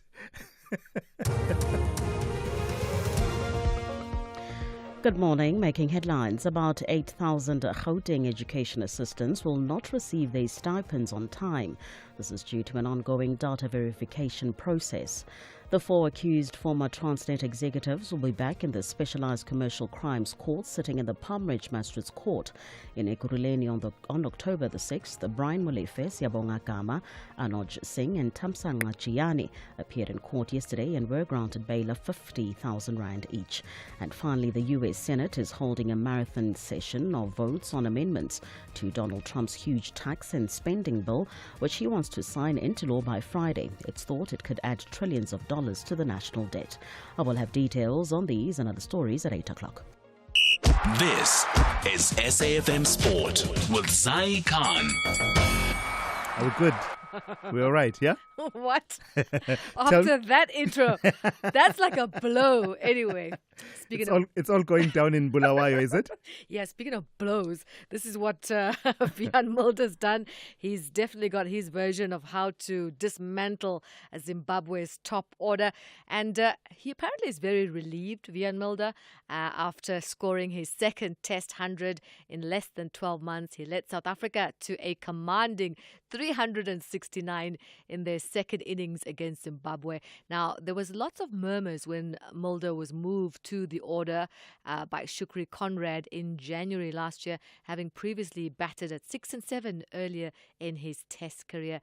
Let's hear from Mulder. Shooks has had this view since I broke my finger that that's where our best balanced team, or our most balanced team. And I think the important thing is when the 3 big quicks come back, my role as a bowler gets a lot less, or my responsibility as a bowler. To be honest, wherever I fit in the South African team is where I want to play. It's been my dream as a kid, still my dream consistently to play for South Africa. For me, it's the pinnacle, and that's what I'll try and do as long as I can. And if that means batting at number 3, then I'm going to do my best to stay in the team and batting at 3. Soccer action. Manchester City eliminated from the FIFA Club World Cup by Al Hilal in a game that finished 4-3. Al Hilal will face Fluminense in the quarterfinal. The Brazilian club shocking Inter Milan with a 2-0 win to reach the quarterfinals. Rugby, the Sharks, the Bulls and both Western Province outfits kicked off their under-16 Grant Cormo Week campaigns with strong wins at St. Albans College in Pretoria. And tennis, the two-time defending champion Carlos Alcaraz avoided a seismic shock against the Italian Fabio Fognini in the Wimbledon first round. Alcaraz had to dig deep to win. I have a big respect to him. That everything he has done in his career, for what he has done today, I love watching him play, and I'm just glad to have shared the core once again with him. That I have shared the locker rooms, the tournament with him. So it's just amazing, and just have big respect to him. And South Africa's Lloyd Harris advancing to the second round following a grueling 4-set win over Zizo Bergs. 7-6, 7-6, 6-5, 6-2 was his win. Yeah, good for the belief. I think good for my game in general. I felt like I had to do a lot of good things today to win. It was a tough opponent. He has a very good serve also, so it was very, very difficult to break. So I had to come up with some good things. So I think it was overall a very good challenge, very tough challenge, and I think I can use that to my advantage a bit, going into the next. We'll serve up more sport. Top of the hour. I'm Zai Khan. SAFM, guiding you through the rush hour traffic. Worth a note, roadworks are back on the R21 going up towards Clayville. This is the R21 leaving the airport on your way towards Pretoria. Got a gap in the roadworks the last few sort of commuting mornings, Monday to Friday, but they are back this morning just before Olifantsfontein. Traffic heavy from the Bupsfontein Road exit. N3 under pressure going south. A crash at Heldenays. Delays coming down through Bedford. You're on your way to Germiston. N3 north jam-packed from Germiston right through to sort of Alex this morning. Mike 1, Boysons through to Melrose is pretty heavy. N1 from 14th Avenue up to Buccleuch interchange. Basically, traffic all the way through this morning. Crossed into Durban, the issues around Spaghetti Junction are still with us. It's a crash on the N3 going inbound earlier this morning at Sherwood, which backed things up on the N2, and they stay quite heavily backed up because of a crash now on the N2 south after Spaghetti Junction. So coming from Umgena Road through the interchange, quite heavy, and a bit of onlooking, keeping volumes very heavy on the northbound side from the M7, passing that crash, and then up towards Westwood Mall as well. M13 out of Pinetown towards Paradise Valley, very busy. Cape Town crash, N1 inbound at Sable Road is being cleared, but it's left traffic backlogging from N1 City at Parow right through to about sort of Marine Drive. And speaking of Marine Drive, it's heavy this morning. Queues coming out of Tableview down to Dolphin Beach, more queues into faulty traffic lights at Sunset Beach, more faulty traffic lights at Lagoon Beach, so Milnerton through Parton Islands heavy. And the Coburg Road going north up to Killarney Gardens, quite heavy this morning, passing the refinery into the Bloberg Road junction. Rob Byrne, SAFM Traffic.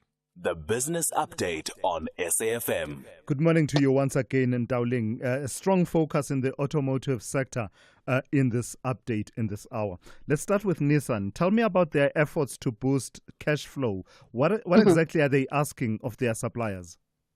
So according to Reuters reports to us, the group is taking steps to boost their cash flow by asking suppliers to delay payments, allowing the company to free up short-term funds amid struggles with slumping sales.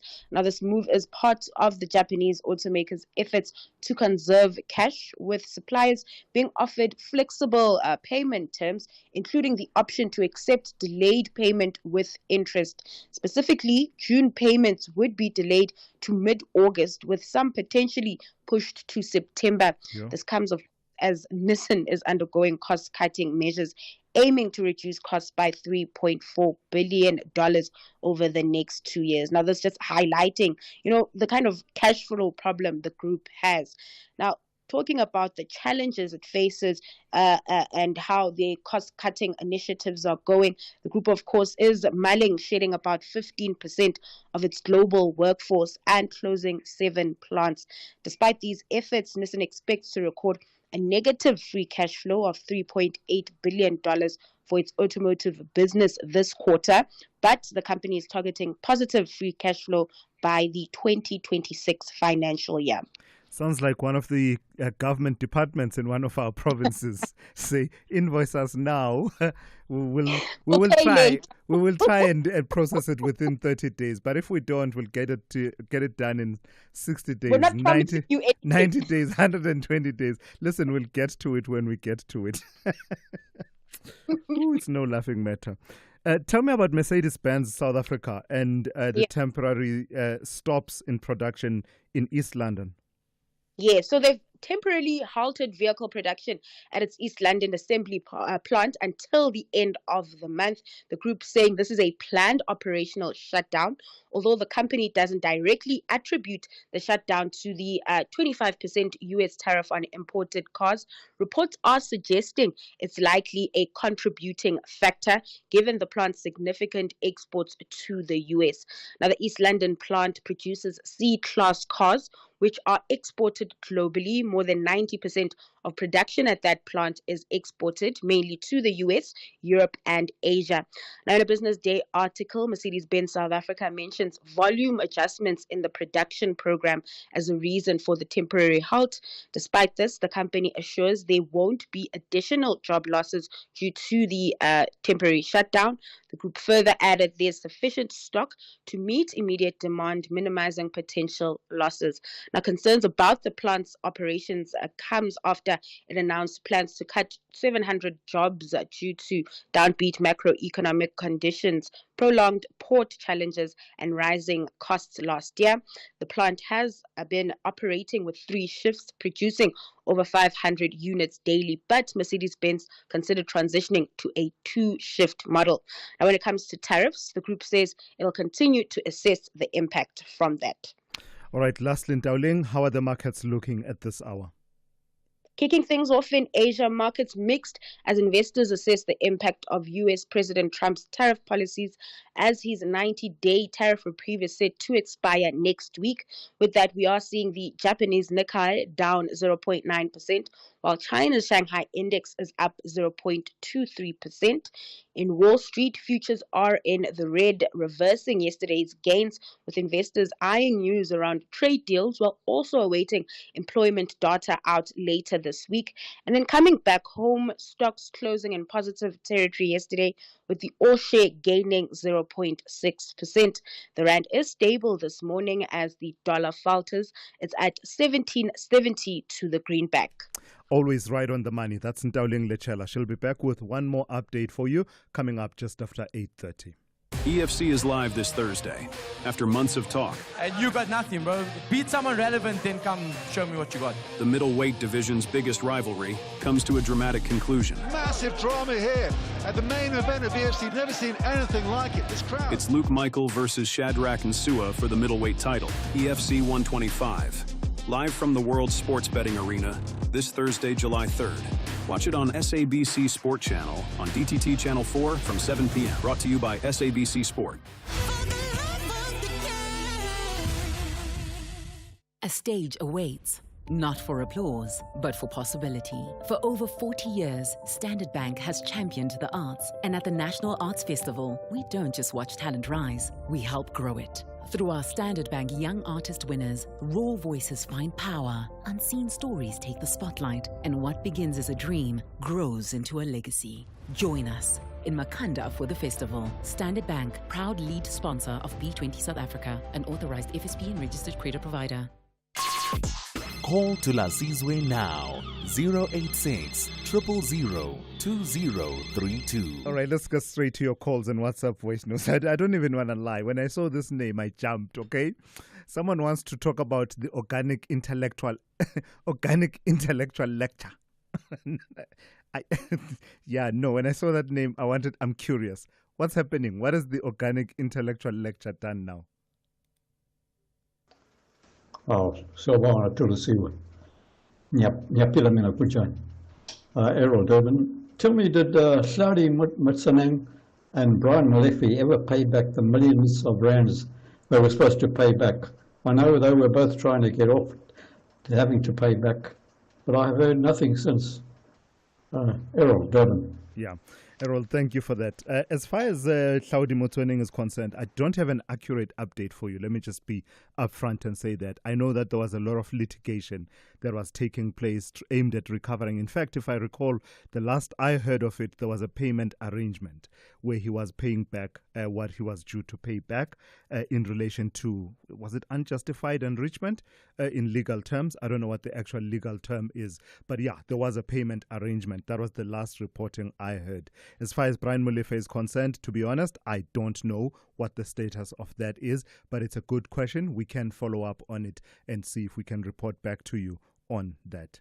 Let me take one or two other voice notes. I see someone else, a lot of you wanting to talk about the GNU as well as the appearance in court of these 4 former Transnet executives.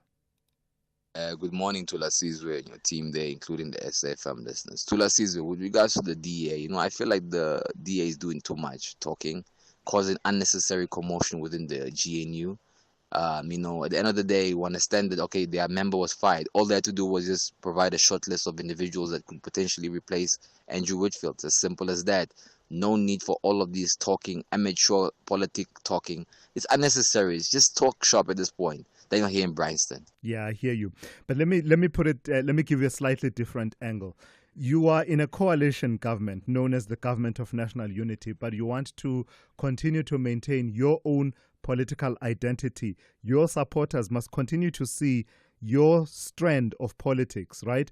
Where you are able to influence the politics, you then make a noise about it and say, the reason you saw X, Y, and Z happening is because we influenced it. Where you are not able to influence it, you want to be, I don't know if you can call it a conscientious objector, but you want your I almost said listeners, you want your supporters and followers to always know that we stood firm on this issue. We may not have carried the day, our views may not have carried the day, but it was done without our support. Let me go to the calls. Shera in Durban, good morning to you. You also want to talk about the GNU, yes? Yeah, good morning to us. Thanks for calling. Sure. You know what, I want to take you back to when the president visited the United States during the refugee crime murders. The president kept saying, there is a small percentage of the black population that does not want to reform, but nobody caught on what he was saying. And I was sitting and thinking, this is what's happening. The president is protecting the entire country against that percentage. Should the laws ever be tightened up, or the DA takes over or takes the lead, that percentage is going to rise up. But you and I will wish we can have this day back. That percentage sees law and order as a white culture governing to oppress black people. They don't see it as a protection to move forward. Hello? Yes, I'm listening. Yes, listening to you, Shera. Yes. Yes. So you're saying that there's a percentage that doesn't want the kinds of reforms brought by the GNU. Majority that's it. The black population's always been split into. In America, it's the same thing. The Ku Klux Klan came on the Oprah Winfrey show and said, "We know that the blacks are split into. It's here with us too. Those that with the DA, this is on the other side." He said, "Ma'am, we know that there are black people that love law and order and live quietly in the dignity there with the white folks, and then it's the other folks that hate law and order. They see it as a racist mechanism to oppress." Are you with me? So does that only exist among the black population, though? That fringe that doesn't love law and order. I think it happens across the board, really. No, it was in Mexico too. It was in Mexico too. This is what will happen. I mean, the president. I don't think the President Ramaphosa is the most reasonable person that you can ever speak to and approach. He's humble and everything, and I don't think he knows how to approach the DA or tell them that the DA will just have this attitude. Oh well, we deal with them with law and order. If you don't want to abide by the rules, you're going to have the full length of the law. Meet the full length of the law. That's it. Shera, I've got to move on. Yeah. Thank you for calling in. That's Shira there in Durban, weighing in on the Government of National Unity and the dynamics that she's observing in our society. Begin Mpumalanga. Good morning. You want to talk Transnet this morning?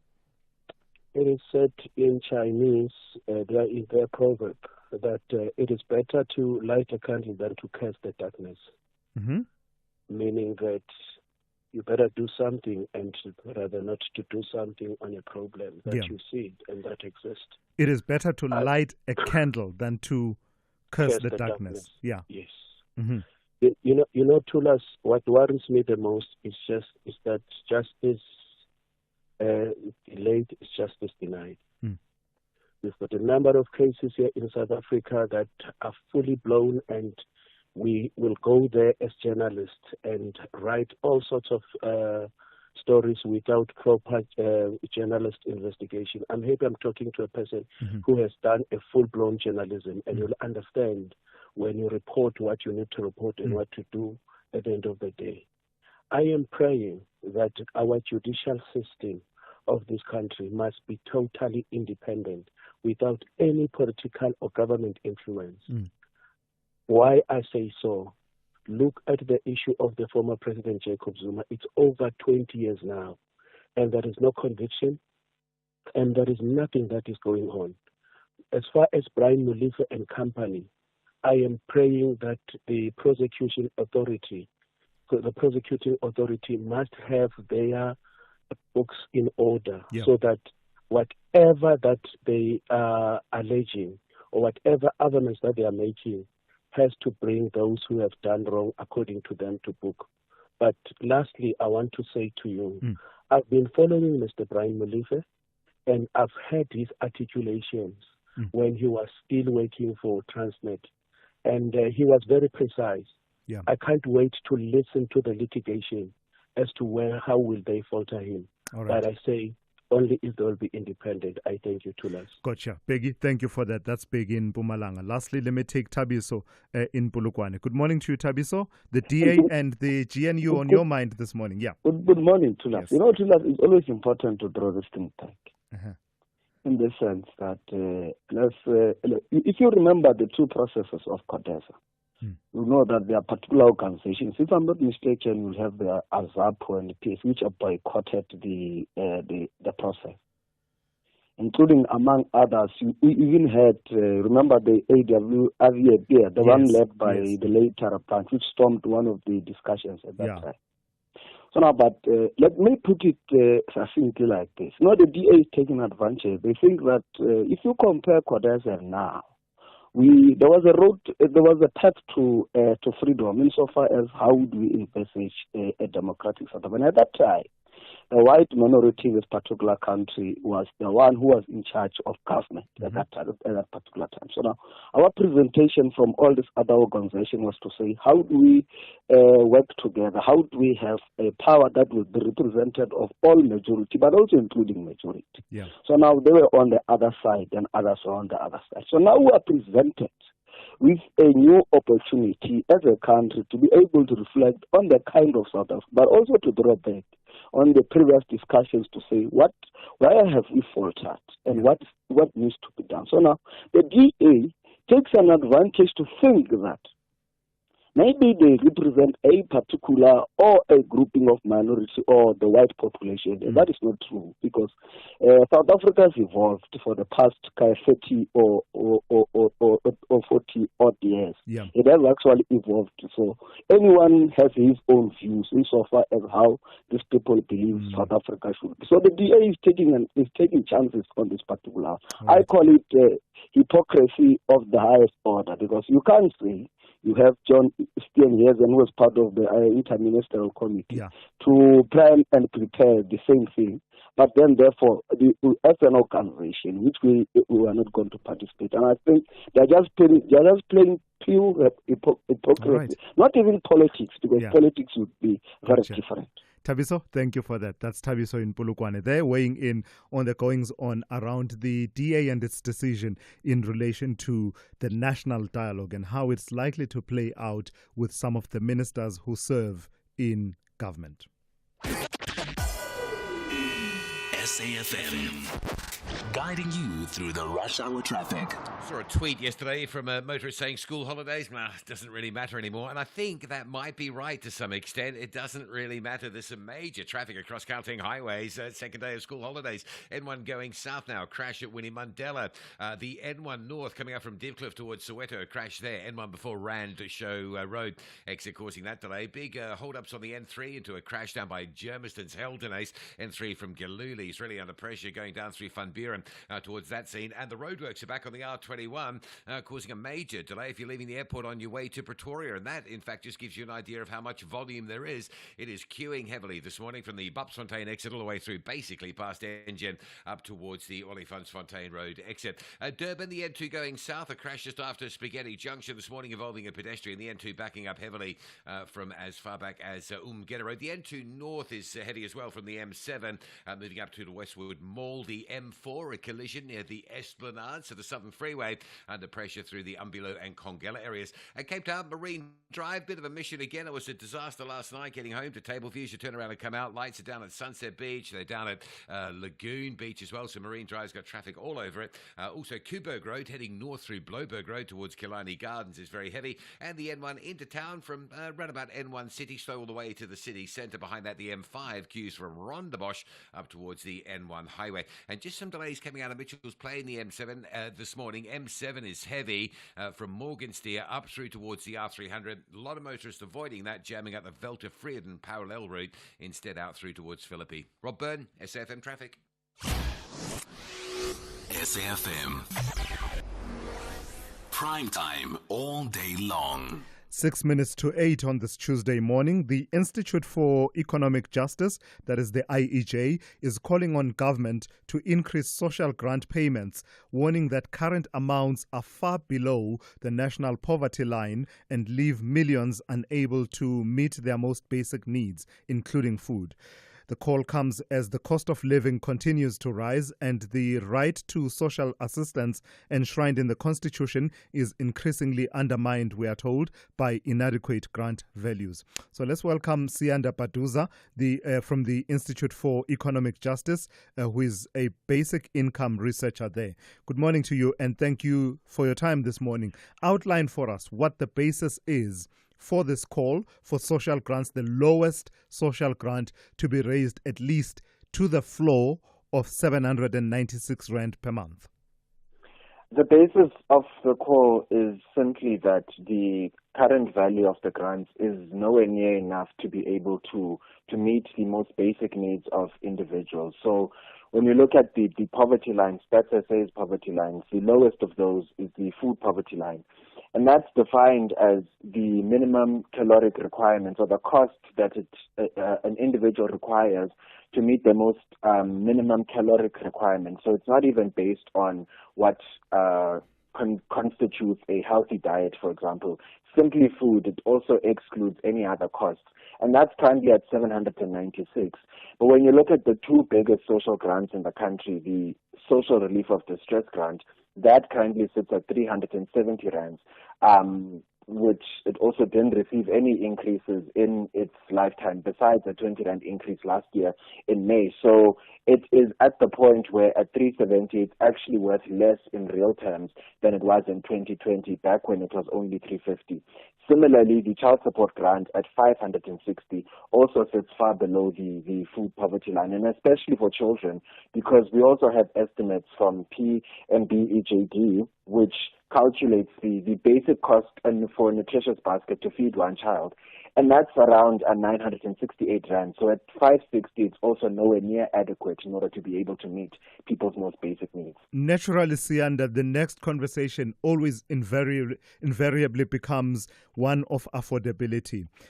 Is it correct that that should be the next conversation? And based on the work you have done, how is that issue of affordability addressed?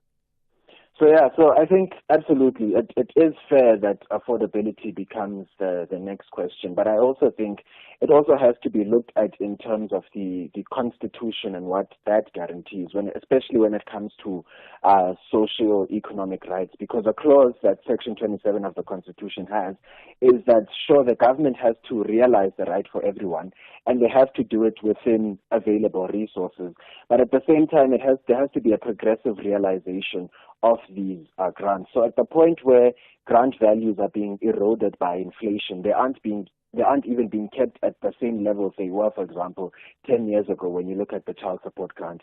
That's been eroded, and so that essentially constitutes a retrogression. You're taking away from people what you should be giving. So the government should be maximizing its resources.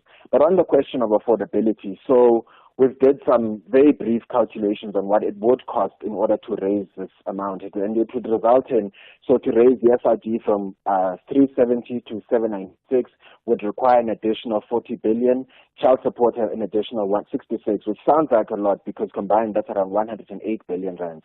But when you look at it in the context of the overall size of the budget, it's only around 4% of the current budget. And when you take a look at that and the fact that this caters for over 22 million people, just direct recipients, because there are 13 million in the child support and 8 million in the SRD.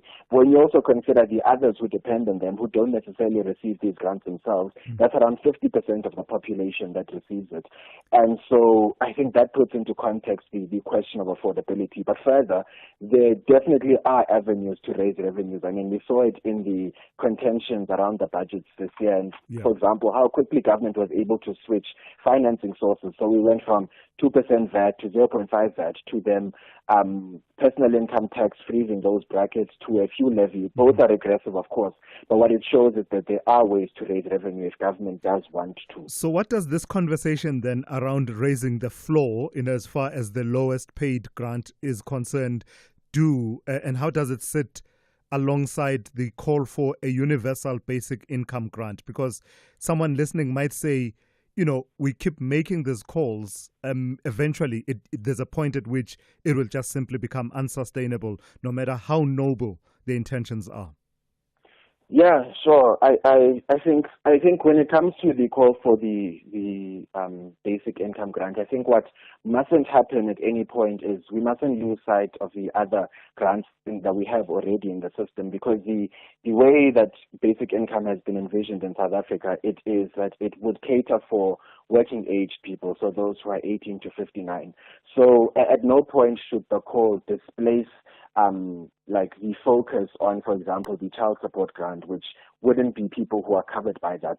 But further, on the basic income, it is also that it would be built on the existing SRD grant. So the Department of Social Development has also said that pretty explicitly.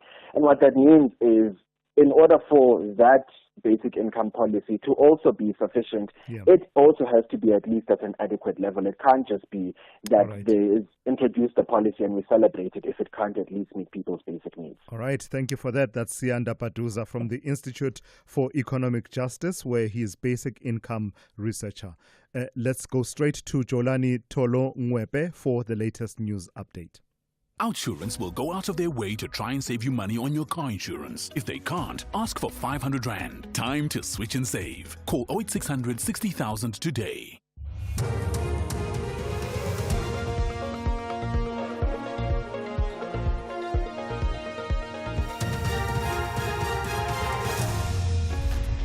Top stories: Asawa, about 8,000 Gauteng education assistants will not receive their stipends on time, and the US holds a marathon session of votes on Trump's tax and spending bill. Good morning. About 8,000 Gauteng education assistants will not receive their stipends on time. This is due to an ongoing data verification process. The Gauteng Education Department says participating schools have confirmed placements for education assistants and submitted their validated data. However, some of the data is being reviewed due to issues including duplicate and invalid ID numbers and incorrect banking details. Gauteng Education spokesperson Steve Mabona. As a result, only assistants whose details have been verified and cleared will receive their stipends, and that will happen in batches. Those still undergoing verification will be paid once their data is finalized. The department is working tirelessly to complete this process before the end of July. We will work tirelessly to make sure that all the assistants receive their full payments once this verification process is complete. The 4 accused former Transnet executives will be back in the Specialized Commercial Crimes Court, sitting in the Palm Ridge Magistrates Court in Ekurhuleni on October the 6th. Brian Molefe, Siyabonga Gama, Anoj Singh and Tamsanqa Chiyani appeared in court yesterday and were granted bail of 50,000 rand each. They are facing fraud and corruption allegations involving tenders to acquire new locomotives. The accused handed themselves to police in southern Johannesburg to face fresh charges involving the acquisition of 95 locomotives. In 2022, they were arrested on similar charges involving the procurement of 1,062 locomotives. Karam Singh is a consultant at Corruption Watch. What will be more significant is to actually see the case progress in a procedural way and to actually see it lead to a successful prosecution. Many will say justice delayed is justice denied, but we can't forget. We can't forget all of the cases that have not been prosecuted, all of the investigations which need to still unfold. This is part of the challenge of living in a kind of democracy like we have. The Independent Policing Union of South Africa, PUSA, is concerned that the recent arrest of senior officials, including the boss of the SAPS Crime Intelligence Unit, will weaken public trust in law enforcement. Dumisani Khumalo and 6 colleagues are facing allegations related to the unlawful appointment of senior police officials. The arrests have raised questions on the unit's accountability. PUSA President Bethwel Nkuna. These kind of arrests are weakening all law enforcement efforts, and it also diminishes the public's confidence in the police. And we call upon the powers that be to root out all forms of corruption that are happening, especially within law enforcement organs. A 37-year-old woman has been arrested for the alleged kidnapping of a 9-day-old baby in Bellville in Cape Town. Police spokesperson FC van Wyk says the baby's mother reported the incident after the child went missing at a local shopping complex at the weekend. He says officers later found the baby in a house in Tafelsig where they tracked the suspect. Van Wyk says the suspect will appear in court after being charged. She left the child in the care of a woman who was with her when she went to the bathroom. Upon her return, the mother could not locate the woman and the baby. She reported the incident with Bellville Police for further investigation. The U.S. Senate is holding a marathon session of votes on amendments to Donald Trump's huge tax and spending bill, which he wants to sign into law by Friday. It's thought it could add trillions of dollars to the national debt. Trump's former presidential advisor, Elon Musk, called the bill insane. The BBC's Jay Kwan reports. Elon Musk has again threatened to run candidates against Republican lawmakers who vote for the bill. He added that if the bill passed, he would start a new political party the next day. Libertarians like Mr. Musk and fiscally conservative Republicans have been wary of the bill, which will keep broad tax cuts while increasing spending on border security and mass deportations. To appease them, the Republicans have tried to balance the budget by cutting back on welfare programs like food assistance and health insurance for low-income earners. Recapping the top story this hour, about 8,000 Gauteng education assistants will not receive their stipends on time. This is due to an ongoing data verification process. For SAFM News, I'm Jolani Tulongwebe. Outsurance will go out of their way to try and save you money on your car insurance. If they can't, ask for 500 Rand. Visit outsurance.co.za today. You always get something out. It's a very good morning to you. In your SFM sports headlines, we'll go to rugby. The Springboks bracing for a big Italian scrum.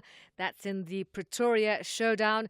And we head to Bulawayo, where the Proteas are in control. That's in the first test against Zimbabwe. Details just before 8:30. SAFM, guiding you through the rush hour traffic. A lot of crashes around Joburg this morning. Got one on the N3 going south at Heldenace. That's a big queue from Galuli's interchange. One on the N1 south at Winnie Mandela. You're lining up from Rivonia Road to get through that. And a collision at Soweto, N1 north by Rancho Road, coming up through Deep Cliff interchange. That's fairly heavily backed up as well. A lot of pressure into Buccleuch, the N3 north, the N1 north from Rivonia. That's all heavy. Queues on the N14, the Krugersdorp Highway. Going to sit this morning through the Brockfontein interchange. Queues on the N4, Emelathleni Highway into Pretoria and direction Hatfield. That's approaching the N1 and the R21. The roadworks are back just before Olifantsfontein Road. If you're leaving the airport en route to Pretoria, that's a heavy queue to work through. Durban, collision M4, Southern Freeway inbound to Victoria Embankment. Heavy coming up from the Umbilo side. A crash on Durban's N2 South after Spaghetti Junction. That's still causing a bit of a slowdown as well. In Cape Town, heavy out of Mitchell's Plain this morning, M7 out towards the R300. A lot of people bypassing that, clogging up the Velta Vreden Road out towards Philippi as an alternative route. R300 north up to the N1 City, and those traffic lights at Marine Drive. The problems on Marine Drive between Tableview and Lagoon Beach at Milnerton causing heavy delays along the coast. With your traffic updates, I'm Rob Byrne.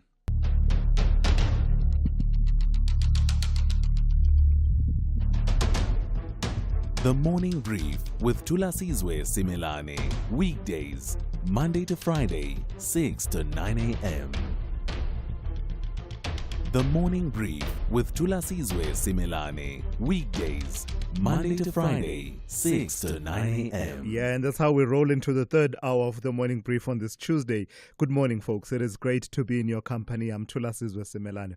Just following up on many of the conversations that have started and finding it very interesting, the variety and diversity. And I'm particularly interested because earlier on, when I told you, I tease out these issues to just get you thinking about them, and perhaps you start sending your thoughts about it and sharing your thoughts. I'm just amazed that not many of you are engaging with this story around the so-called dark leadership. That is the leadership style characterized by behaviors that are harmful to individuals and organizations and consistently linked to an increase in stress, anxiety, depression, reduced job satisfaction, and high employee turnover rates. Basically, toxic leadership in corporate and other organizational spaces. I'm amazed because it tells me that you guys have good bosses, right? I mean, you guys are cool. You're fine with your bosses. There are no issues. And I even tried to tell you that, I find this figure that says it is estimated that 1% of the general population meets the criteria for antisocial personality disorder, yet amongst 4%, almost 4% of business leaders may be psychopaths. Almost 4% may be psychopaths. The reasoning is that the personality traits that are characteristic of psychopaths are also traits that help people get ahead in business. So examples include charm, fearless dominance, boldness, and a grandiose sense of self. So I take it from you not, weighing in much about this issue that you guys are all right, your bosses are all right, and those of you who are CEOs listening to this conversation, you don't form part of this 4% of business leaders who may be psychopaths, and that's a good thing. All right, we'll have that conversation with Professor Renata Skuman a bit later on within this half hour. Let me read one or two of your messages that have come through on other topics. Someone here says, this is Tembiso Malusi Mahlaba in KZN, says the arrest of former Transnet CEOs is just a witch hunt stunt. What about those who devalued the rand currency? Just like the prosecution of Dr. Wouter Basson was a similar thing, the government failed to arrest the chief instigators of colonial apartheid atrocities. Selective justice is a problem of the ANC government, says Stembiso Malusi Mahlaba on that note. Then someone else here says, it's so amazing when the DA was so quiet before the removal of this deputy minister. If their case is genuine, I guess they shouldn't involve themselves. They should not have involved themselves from the start in this government of national unity and put their concerns about corrupt ministers. For now, they look like crybabies, says Mandux in KZN. Lastly, let me read this one. It says, Hendrik from Polokwane says, I want to talk about the GNU. I feel the president is covering for the ministers of the ANC. The Minister of Higher Education lied under oath, but still the president still covers for her. That message coming through from Hendrik in Polokwane. Give me a call. The number to dial 086 000 2032. I'll take your WhatsApp voice notes on 061 410 4107. Let me say it a bit slower. 061 410 4107. The third hour of the Tuesday edition of the Morning Brief is underway. Kathy Motlatlana on SAFM. Abongile, let me maybe give you a chance to come in as well. I had been to a mainstream school and I knew what it could offer. It was also a boarding school. The first thing I asked the principal was, are we all going in the same classroom? My mother said, well, why are you asking him? And I said, well, because I'm visually impaired, but I'm not going to be able to learn if I can't see. And what about my classmate who has deafness? How are we all going to be taught in the same classroom when my other classmate has autism and they learn in a certain way versus the child who has a learning impairment? These are the things that I witnessed as a child, and realizing these are the real deprivations that every child should have. Abongile Kantini is a diversity, equity, inclusion. If you're ready to talk, I'm here to listen, and nothing is off the agenda. The Morning Brief with Thulasizwe Simelane. All right, let's get to this story now. A growing body of evidence is revealing a troubling reality in the modern workplace. Narcissistic and psychopathic traits are disproportionately represented among top corporate leaders, often with severe consequences for employees' mental health and organizational well-being. This phenomenon, described as dark leadership, is linked to widespread stress, anxiety, burnout, high turnover, and even depression in the workforce. Let's speak to Professor Renata Skuman, who is head of healthcare leadership at Stellenbosch Business School. Good morning to you, Prof, and thank you for your time. I read your piece. I think I caught it on HR Future magazine, and of course, perhaps it may have been published elsewhere as well. But tell me what dark leadership is and the manifestations thereof. How widespread is it? Good morning. Yeah, so dark leadership is a leadership style that's characterized by behaviors that are harmful to individuals and organizations. And you mentioned the dire outcome. What we specifically then also refer to is more than just the difficult boss that many of us have to work with. We really talk about toxic leadership that creates cultures of fear, mistrust. There's no psychological safety in the environment, and that leads to diminished employee engagement and productivity.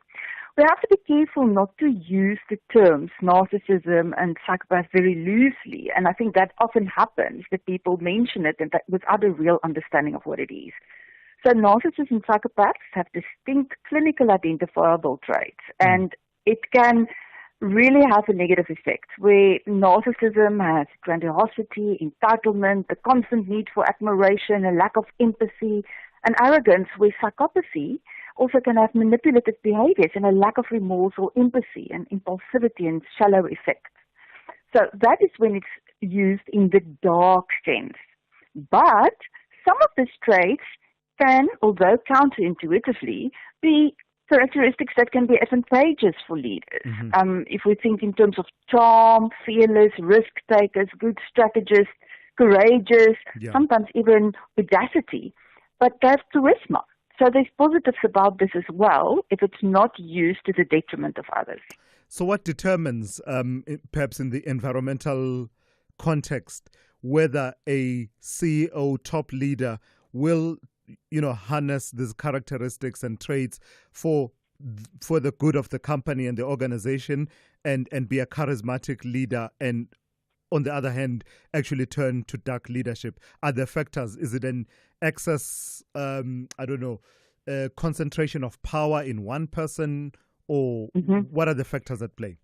That is definitely one of that. The concentration of power in one person, a lack of good governance in the organization. So if there's not clear reporting strategies or safe, transparent cultures where problems can be reported, when there's not clear policies in place how to to deal with this, even when people apply for positions of seniority, if there's not good psychometric evaluations, to pick up the risk factors.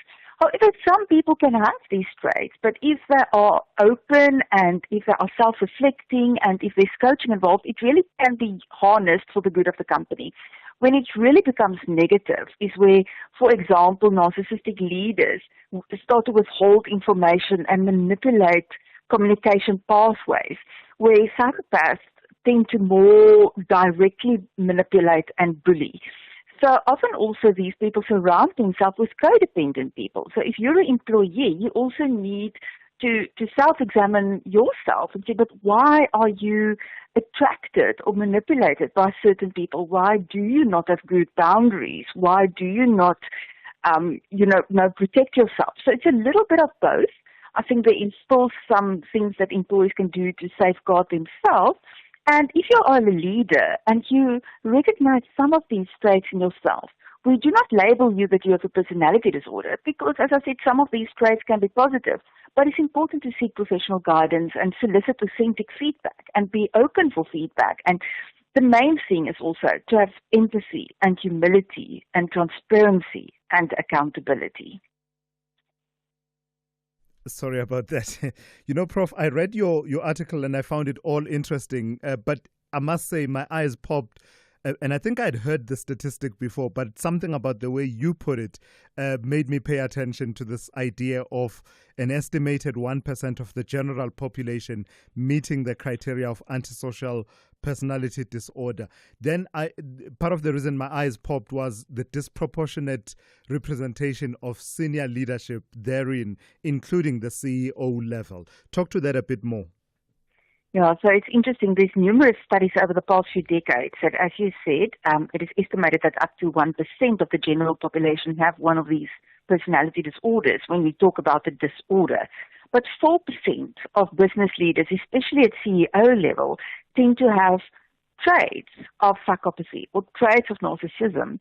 And that is only second to the prevalence of antisocial personality disorder among prison inmates, where it has a 15% prevalence.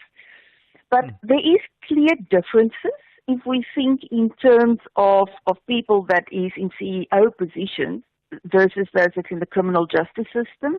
They tend to come from more privileged backgrounds, higher IQ, little risk of legal penalties, less impulsive, negligent, less irresponsible, sometimes less aggressive, and they can also be quite conscientious, and that is maybe the difference, So in a way, if you want to put it in the negative way of looking at, maybe they're just not being caught yet. Yeah. But I prefer to look at it a bit more positive, to say that we just need to learn to harness this trait to the betterment of the organization and for society. Lastly, Prof, you talk about proactively identifying and managing dark leadership. That's easier said than done, isn't it? Because many CEOs listening to this may say, it is my responsibility to drive the team and ensure that there's performance, there's delivery, hold people accountable, have difficult conversations with people, and express my unhappiness when performance falls beneath the standard. How do I balance that? How do we proactively identify and manage dark leadership? I think that is totally true what you said just now. And in the end, there is stakeholders, there are shareholders.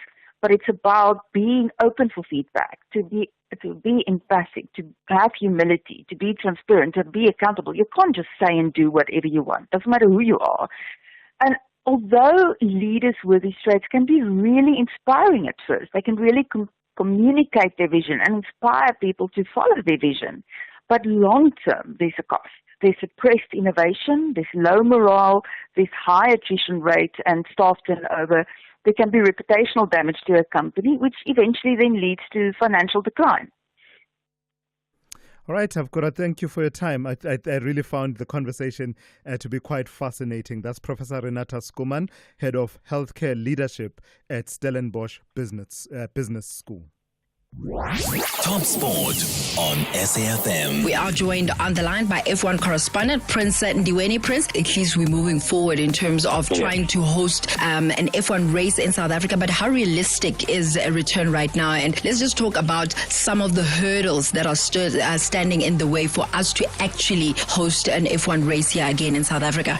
Because we're now at the stage where we have designated bidding committees that are backed by our motorsport governing body, which is Motorsport South Africa, supported by several parties in that are quite influential. Apart from the fact that the Department of Sports is also quite heavily involved in this campaign, you have private parties as well that are quite influential in the motorsport space that are putting their names forward in terms of putting effort towards a strong campaign. A bidding committee and then task teams and committees have been put together to actually make this happen. Top Sport on SAFM.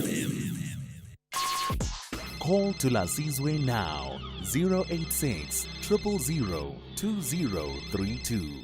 Yeah, there's a beautiful eclectic mix of views that have come through and the number of subjects and topics that you want to raise.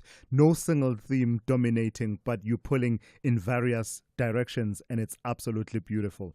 Let me take this one that has to do with the DA and Minister Nkabane. Good morning, Bratulas. This is Mbongo Sondisa.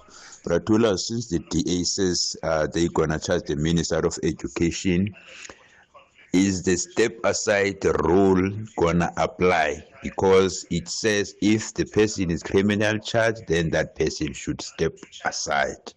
What is going to happen in this case? Let's wait and see. Because the rule must apply across the board. Thank you. We'll see if Ramaphosa really means that, or the rules they apply to every member of the ANC. Yeah. Thank you. Mbongo, thank you for that. And I think the answer is not as simple as we might think it is, because there's a difference between a criminal complaint being laid, then the NPA saying that actually we're picking this up and we're going to prosecute this person. I do remember that debate rising at some point, that I think part of the argument against the threshold being the point at which a criminal complaint is laid at a police station was that if that happens, anyone can lay a criminal complaint against another person. Does that mean then that this person must step aside? Of course, step aside is a policy of the ANC, separate from, the policies in government. How does government navigate all of these issues? Let me play this one, also on a similar theme. Politicians always open these criminal cases against each other. Mm-hmm. In South Africa, and then nothing ever happens after that. Yeah, I don't know. Have you noticed anything that's happened after? They always opening these criminal cases, going to police station, inviting the media, and then that's it. Nothing ever happened after. Thanks very much, Mbaba. This is Bongan. Bongan, thank you for that. I agree with you fully. It has become something of a political strategy that I'm going to lay charges against you. And in fact, you see it even in instances where you say to yourself, okay, sure, the conduct is wrong, morally reprehensible, perhaps even constituting a delict of some sort, but is it a crime? Is it a crime in the sense of criminal law? Sometimes you hear a person going to say, I'm going to lay a charge, and you say to yourself, I wonder what charge this will be. But you're absolutely right. I've noticed that the politicization of that process. Mbowana in Mahikeng, good morning to you. Talk to me about the sad situation in Gaza. Good morning. You see, the situation in Gaza is a country that is surrounded by 21 Arab countries.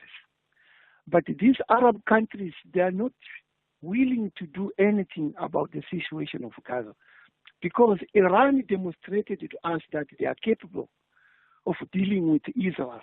In 12 days, Israel was dismantled, everything was upside down. So they got the capacity to intervene and fight this war, especially Iran and Pakistan, because people cannot be suffering the way they're suffering in Gaza. Yeah. Nombwana, thank you for that. Of course, in history, there are parallels to what you are saying. I think it was called the 6-Day War, if I'm not mistaken, that was waged. And we know from history how that played itself out. Khotso in the Free State, good morning to you. You want to talk about the DA and the GNU? To greet you is a wasting of time because you steal my minutes. Let's make my caution to the people of Free State. Today in Velcom, Paul Mashatile is going to Velcom. Paul Mashatile is going to mobilize the tenders for Alexander Mafia in Free State. Nothing else he's going to do there.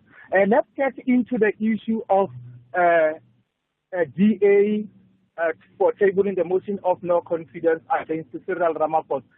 We really support the motion. We know that the motion will never be succeed because but there's no motion to speak of, Khotso. Yeah, even if FBA is saying that they are going to apply for the motion of no confidence against Ramaphosa, even if the DA can apply the motion of no confidence against Ramaphosa, we support it because Ramaphosa don't need to be a president. What Ramaphosa did to the deputy minister of the DA is what Ramaphosa did to us in Free State. We were supporting Cyril Ramaphosa, but Cyril Ramaphosa, he shows us a middle finger here in Free State by removing Mkholi Situkwana as a premier in Free State, while Mkholi Situkwana was tackling the criminals who hijacked the ANC in Free State. Then Cyril Ramaphosa and Sikile Mbalula, they decided to remove Mkholi Situkwana because Mkholi Situkwana, he made a mistake by going to Free State in Malutia-Pofung and meet with the residents of Malutia-Pofung, then telling them that after the election, they are going to fire the ANC criminals to come and make them by election. Ramaphosa is not the president. Gotcha. During Zuma's time, we were set. All right, Khotso. I don't know what happened there. I did not do anything. But that's Khotso. I think we got enough of that point that Khotso is making. Just in relation to the question of whether or not the DA is tabling a motion of no confidence in the president, the point I was making to Khotso there is that the DA in their statement said that it was debated whether to table it or not. But in the end, the decision was taken not to table it at this point. And I had the question that was asking, so why mention it at all? If there's no motion of no confidence that you are tabling against the president. But I suppose you want to show that you were weighing all of the options that you considered to have been on the table. This is SAFM Sport with Zai Khan. I don't know. Do you need me? No? Do you need me? We need you to learn. Okay, I'm here. The nation. It's dark leadership. The toxic. corporate psychopaths. Talk to me about the Box and their expectations of a sold-out Loftus. It's a beautiful venue, Loftus. Just the acoustics and the aesthetics. You feel like you're on the field of play. Oh, yeah, man. It's all about the pain, the pressure, the Proteas. There's also the Springboks, and then now there's Pride. So we've got all the P's and some S's thrown in just for good mix. And we're hoping that the Springboks are also preparing for a serious scrum showdown as they face Italy at Loftus this Saturday in the first of two tests. Despite finishing fifth in the Six Nations, Italy have a better scrum success rate than both Ireland and Scotland. And box forward Jan-Hendrik Wessels says Italy don't scrum to escape, they scrum to dominate. They feed off their scrums. I think they get a lot of energy off it, and it's a good base for them to play from. And I think they scrum for penalties.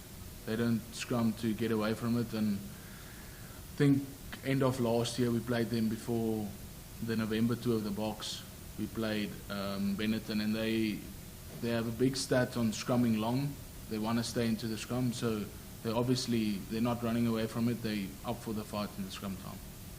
On to cricket action, Proteas all-rounder Vian Mulder was more relieved than ecstatic after scoring his second Test 100 in less than 12 months. He led South Africa to a commanding 369 in their second innings against Zimbabwe in Bulawayo. Shooks has had this view since I broke my finger that that's where our best balanced team, or our most balanced team. And I think the important thing is when the three big quicks come back, my role as a bowler gets a lot less, or my responsibility as a bowler. To be honest, wherever I fit in the South African team is where I want to play.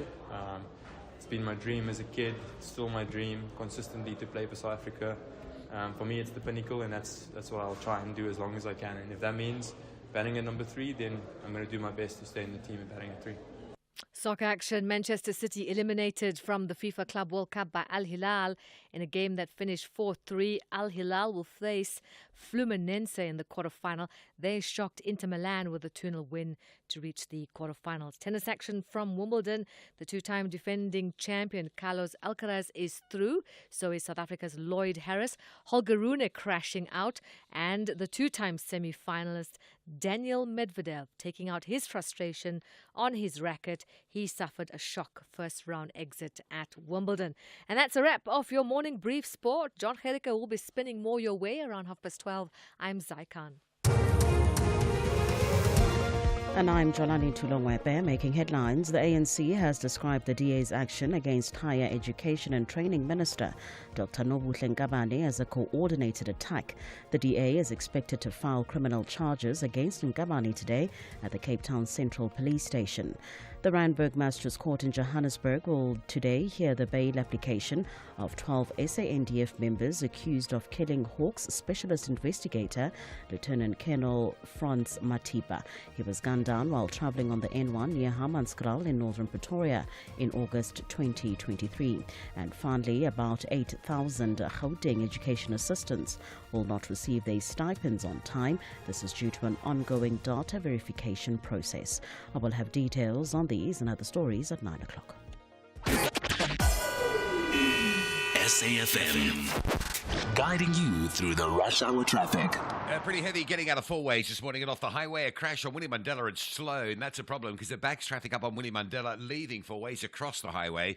And because the bridge is so jammed up with motorists trying to get through to Bryanston, it holds up traffic on the M1 north and south. It's quite heavy going south from Livonia and north coming up from Randburg.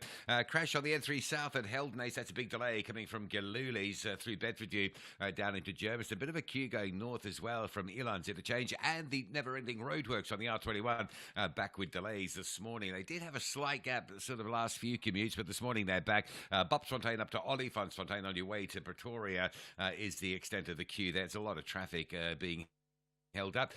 Durban side, collision M4, Southern Freeway inbound near the Esplanade off-ramp. That's heavy from Umbilo pedestrian down on the N2 southbound after Spaghetti Junction. That's still causing a big backlog coming through the interchange on your way towards the south, if you like. And northbound, there's also a breakdown at Spaghetti Junction. So that run stays heavy from the M7, passing that through the Spaghetti Junction and in towards the roadworks at Westwood Mall. Cape Town, Marine Drive, still very busy. Bloberg through Milnerton down to Pardon Island. Two big lights out, one at Sunset Beach, one at Lagoon Beach. Check that before you head home this afternoon. And the N1 into town, still fairly busy from sort of Parow side all the way through to the elevated freeway. Rob Byrne, SAFM Traffic. The business update on SAFM.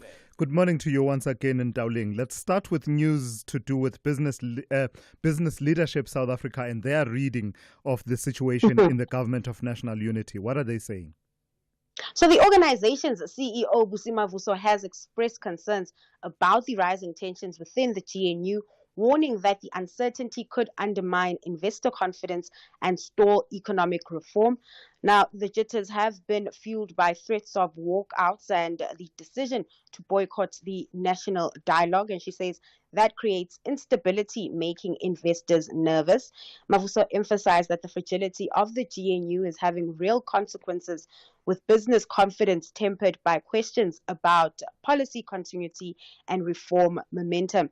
She noted that the lack of clearly defined mechanisms to resolve disputes among partners is undermining the GNU's ability to govern effectively. Now, the latest round of tensions within the GNU were spurred by Ramaphosa's firing of DA Eastern Cape leader Andrew Whitfield as Deputy Minister of Trade, Industry and Competition. And in agriculture news, tell me about Astral and the thumbs up that they've received to start the vaccination processes for bird flu. That's right, Tula. So South Africa's largest poultry producer, Astral, has secured permission to vaccinate its broiler breeding stock against the H5 strain of bird flu. After an 18-month rigorous application process, the Department of Agriculture's Director of Animal Health issued a permit under strict conditions. The vaccine targets the H5 strain, currently a significant disease globally and here at home. The approval includes strict control measures such as prescription and supply control by a poultry veterinarian and the animal health company, secure storage and regular audits by the Department of Agriculture. Now, vaccinated birds must be kept under strict biosecurity conditions with extensive surveillance. These measures, Astral say, aim to ensure the vaccine's safe and effective use. The vaccine will help birds develop immunity against that strain, reducing the risk of severe financial losses due to infection and minimizing a virus shedding. All right, lastly, Ntauleng, what kind of a day can we expect in the markets on this Tuesday? So stocks likely to start the day mixed following global peers. It is a quiet day on the local news front, so investors will be watching developments playing out internationally. Meanwhile, on the currency front, the rand remaining stable at 17.72 the dollar this morning.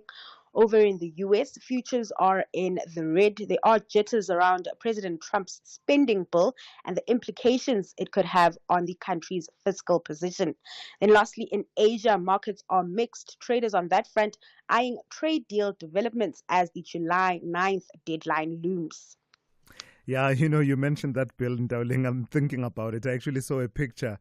The naming conventions for legislation differ from country to country. It's called One Big Beautiful Bill Act. Bill, yes. What on earth is that? What on earth is that? And it came from him, by the way. I think when he first mooted it, it sounded like an off-the-cuff comment in signature Trump style and said, yeah, wouldn't it be nice to call it One Big Beautiful Bill? Guess what? Congress took it and ran with it. They stuck by it. Sure. All right. Have a great day, Ntauleng. That's Ntauleng Lechela. She's kept you updated on all things business, the markets, and the economy throughout the course of the show today. EFC is live this Thursday after months of talk. And you got nothing, bro. Beat someone relevant, then come show me what you got. The middleweight division's biggest rivalry comes to a dramatic conclusion. Massive drama here at the main event of EFC. Never seen anything like it. This crowd. It's Luke Michael versus Shadrach and Sua for the middleweight title. EFC 125. Live from the World Sports Betting Arena this Thursday, July 3rd. Watch it on SABC Sport Channel on DTT Channel 4 from 7 p.m. Brought to you by SABC Sport.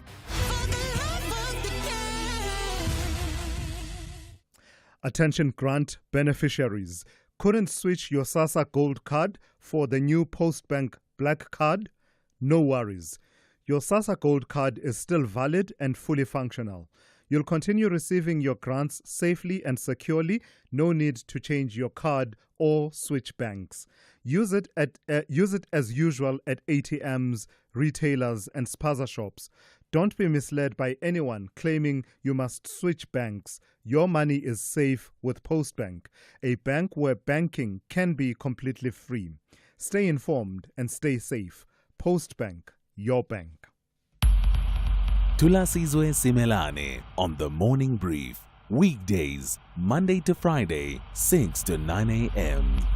Let's turn to this story now. A new report by the Gauteng provincial government has revealed a critical shortcoming in the support provided to victims of gender-based violence at police stations. Despite having GBV rooms dedicated in all 149 stations, only 23% of them have private toilet facilities dedicated to victims, raising concerns about privacy, dignity, and the potential deterrent effect on survivors seeking help. So let's take that conversation forward with Brenda Madumise, Director at WISE for Africa, also an anti-gender-based violence activist. Good morning to you, Advocate, and thank you for your time. It's something that is as subtle as the provision of toilet facilities at the police station, but it's significant, isn't it? Why is this significant, this statistic that has been shared by the government in Gauteng? Hi, good morning to the Susan. Good morning to the listeners. Yes, and I think we really are exhausted and fatigued by the many reports that have come out. This isn't the first time that we're getting a report around the failing infrastructure to attend to victims and survivors of gender violence, right? So when we talk of a constitution that puts in the spotlight the right to dignity, the right to safety, we fail dismally on that, right? Because almost everything that we do is a total disdain and contempt towards victims and survivors of gender violence. If you're where you're supposed to get justice, and there's not a minimum standard to ensure that your dignity is preserved, that your safety is guaranteed. That's why you have many people deciding, I don't want to be exposed to such because I walk in there and I'm stripped of my humanity and my dignity. So it's the courts, it's the police stations, it's around us that we keep on getting these reports. But ask yourself, why is it that there is no will and political will to ensure that we change all of that? So we've got this report. It's going to gather some dust because we're going to be told that there's no budget allocation towards all of these things because there are many other priorities. So it's just exhausting. So in the context, to the extent that someone needs it to be highlighted, in the context of a person coming through to report what is, we already know, an underreported crime, for instance, rape, why is the availability of private toilet facilities an important factor in encouraging the reporting thereof?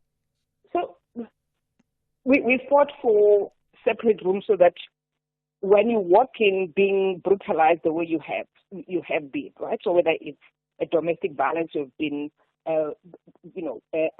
assaulted by your partner, or you have been sexually assaulted, you have been raped, you are in front of everybody else who is there to report whatever crime they also report, and you have to do it in front of everybody else. That's why there was a move to get the private room so that you have the dignity and the comfort and the safety that you can talk about what has happened to you.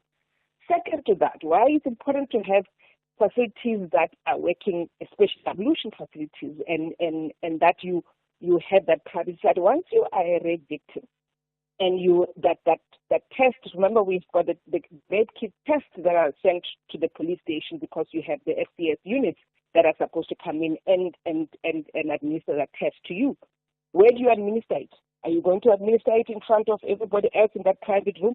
Or do you have a separate ablution facilities where I can walk in, be private and do what I'm supposed to do? And so that's why it's important. You can't dismiss the importance of having a toilet because it's about that when I walk in and I'm going to report a rape, that a test that is going to be administered can be administered in a facility, an ablution facility that is private, and I can do so. So let's not minimize why toilets are important for victims of violence and gender violence. Do we look to the likes of the Thuthuzela care centers as the model, perhaps, that would help to plug these infrastructure gaps that are responsive to the needs of victims? Yes, and I think we can't just be heavily reliant on Thuthuzela centers when they are not available across the country, right? But also there are challenges in fully funding those Thuthuzela centers. So the Thuthuzela centers are a good model. If we have the resources and the will to replicate all those facilities in almost every single province and district, we should do so because they assist. You walk into a one-stop service, and everyone else in that facility is trained to know how to attend to a victim of gender-based violence, right? So it's a good model, right? But remember, for many people, police station is their first point of call. So why is it that even the police stations that we have been building since the dawn of democracy have not been police stations that have been sensitive enough to know that this is something that happens? So it tells you, even in the planning and the design, there's no gender lens that is being looked even in the construction, the design, the plan, everything else is non-existent, because if there was, we would not be having this conversation. Because in some of the police stations that we have built, there has not been that consideration. All right. Thank you for your time this morning. I've got to leave it there. That's Advocate Brenda Madumise, who is Director at WISE for Africa, also an anti-gender-based violence activist. Thulasizwe Simelane on SAFM. So let me read one or two of your messages and also play some of your voice notes. I see someone who calls themselves Makanda Citizen says, every day we read about corruption in the ANC, RAF, that is the Road Accident Fund, Transnet, etc. No other parties are making such shameful headlines. And that's the message coming through from Makanda Citizen there. There's a message that I saw earlier on, because we were talking about corporate psychopaths, dark leadership and the likes. And it's quite easy to make fun of it, but actually when you think about it, it's actually a serious matter. Not make fun of it, but it's just, make light of aspects of the conversation while you take the overall conversation and the phenomenon quite seriously. But actually it is a serious matter that many people are dealing with on a daily basis. So someone here says, anonymous, and I think that tells you a lot already. Anonymous here, I'm a victim of bullying from management. I wanted to take a grievance against a manager only to find management supports management. I don't stand a chance against toxic hierarchy. So in a way, that also brings forward just the seriousness, grave seriousness of some of these matters that we discuss on a day-to-day basis. Then someone else here says, Mr. MF says, it is now crystal clear that Ramaphosa is for corruption. The way he is shielding all those who are involved in it in his cabinet. He will go to great lengths to protect them. So says Mr. MF there about President Cyril Ramaphosa and how he's dealing with issues of corruption and those accused of corruption within his leadership. Let me take this voice note that has to do with the appearance in court of those former Transnet executives, including Brian Molefe. Morning to us, it's Chris in Maritzburg. Isn't it quite paradoxical, because Brian Molefe was in Dr. Sizwe's podcast and gloating about the locomotives and how they acquired it. Boom, now he's going to face the courts for, is it the same? I wonder. And it will be really interesting to follow and see where this all ends. Yeah, thank you for that, Chris. This was from the 1064, they call it. 1064, 1,064 locomotives, as far as I understand it. And it became a whole debacle. If you follow through what then happened, it became a debacle that even engaged, you had to invoke diplomacy between South Africa and China. There was, I think it was South China Rail, North China Rail, and it became a whole complex matter to try and close the loop on that particular process. Objectively speaking, whether or not you believe, selective application, what, go to Transnet, speak to them about how much this whole issue of the 1064 became a debacle. And I wonder if they were able to eventually resolve the issue around those locomotives. Where do we stand now in terms of locomotive availability? Deboho, good morning. You want to talk to me about this issue around CEOs and management culture, yeah? Yeah, this is Debo from Cape Town, 25-year-old driving to work late. But anyway, be that as may. I just wanted to comment a little bit about, our office bears or like people who are in power. So I think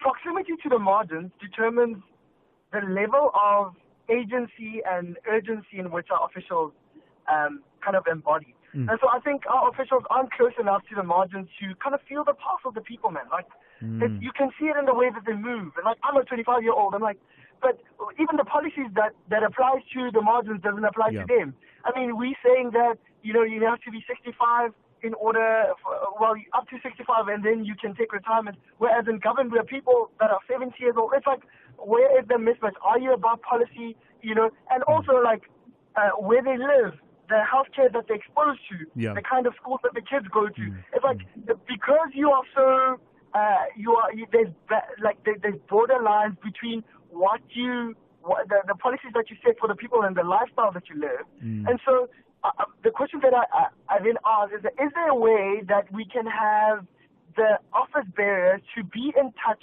or rather live at the policy, like your kids, your school, your kids need to go to schools that are for the margins, like stuff like that, like proximity to the margins. Proximity to the margins is what you're calling it, Tebogo. I like that phrase. So you're saying that all of this, the leadership culture would be much better if more leaders at CEO management level had that proximity to the margins. Yes, but I mean government officials. That's government where I'm officials at. As well. Yeah, not CEOs, so government officials. Gotcha.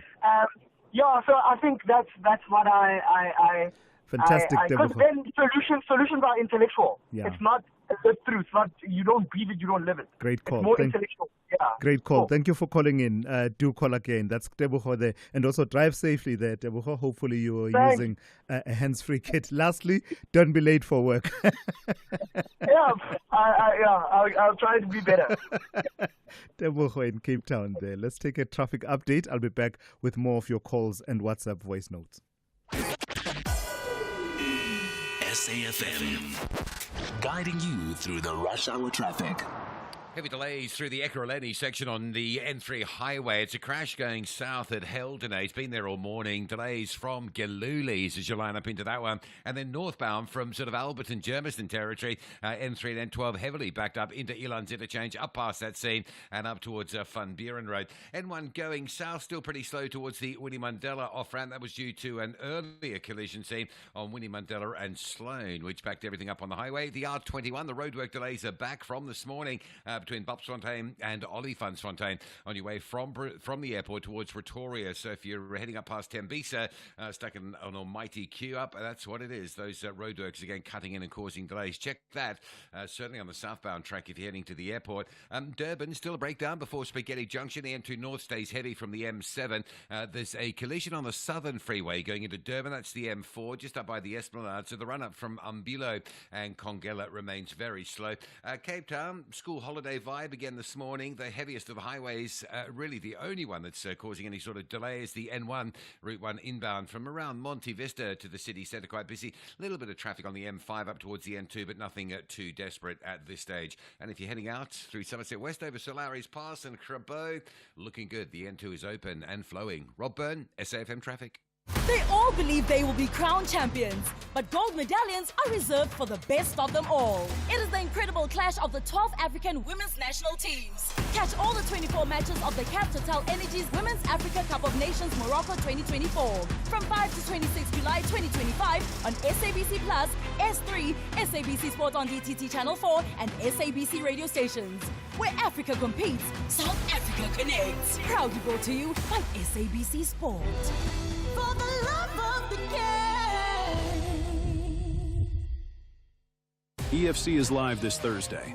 After months of talk, And you got nothing, bro. Beat someone relevant, then come show me what you got. the middleweight division's biggest rivalry comes to a dramatic conclusion. Massive drama here at the main event of EFC. Never seen anything like it. This crowd. It's Luke Michael versus Shadrach and Sua for the middleweight title, EFC 125. Live from the World Sports Betting Arena this Thursday, July 3rd. Watch it on SABC Sport Channel on DTT Channel 4 from 7 p.m. Brought to you by SABC Sport.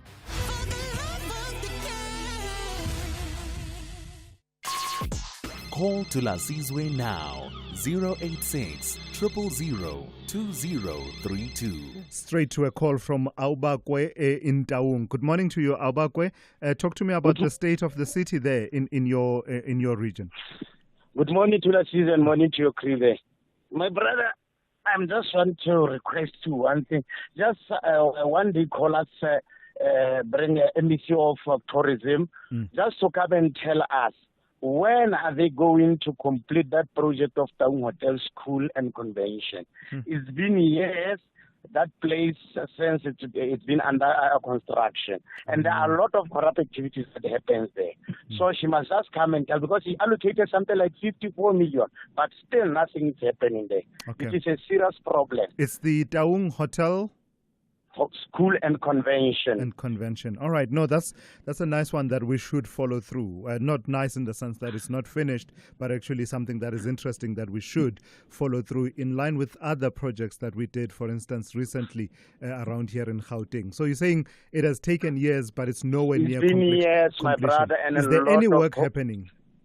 No, nothing up to so far. I don't see anything. There are still only some things that are hanging around there.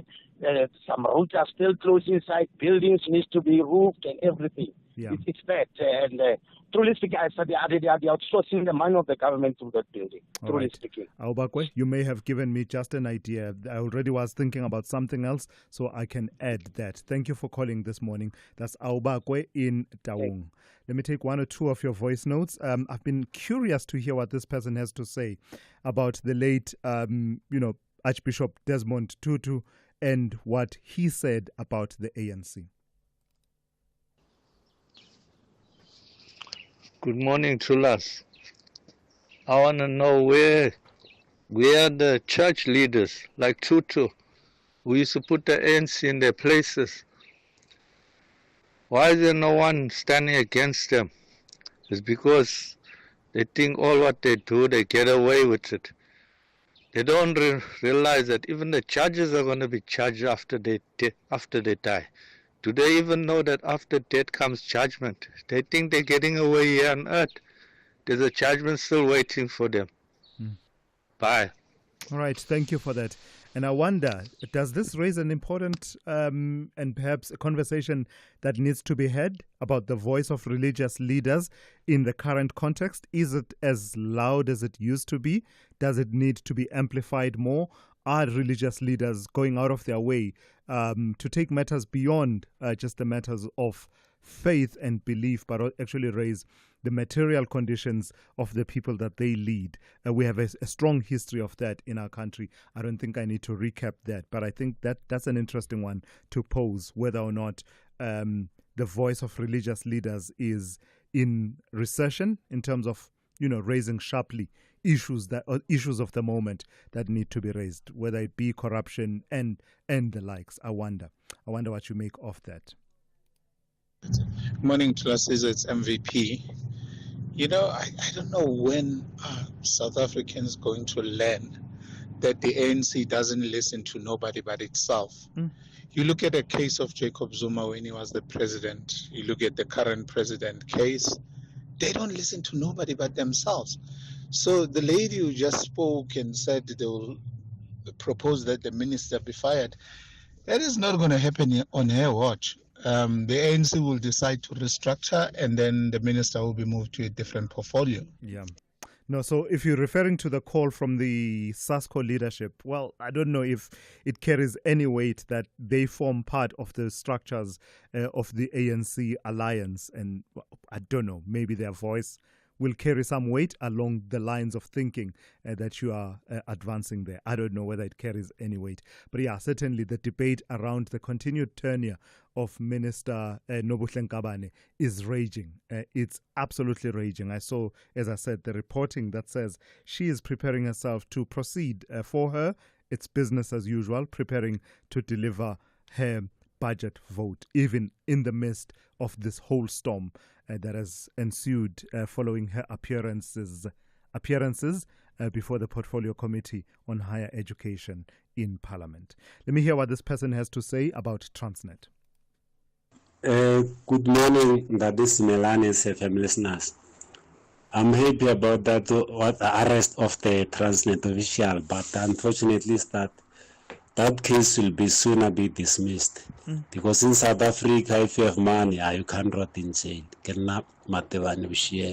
In Pretoria. Sure, Mativani, thank you for that. That's an interesting and a sad indictment, isn't it? Where the perception is that your means determine the kind of justice that you will enjoy. The ability to endlessly litigate, to take up every issue that can possibly arise in processes where you are involved. As long as your pockets are deep, that ability to just tie up the prosecution in knots and just have them completely coiled up, unable to move and gridlocked completely, is a phenomenon that many people have observed. Thank you for listening, and thank you for your robust engagement this morning.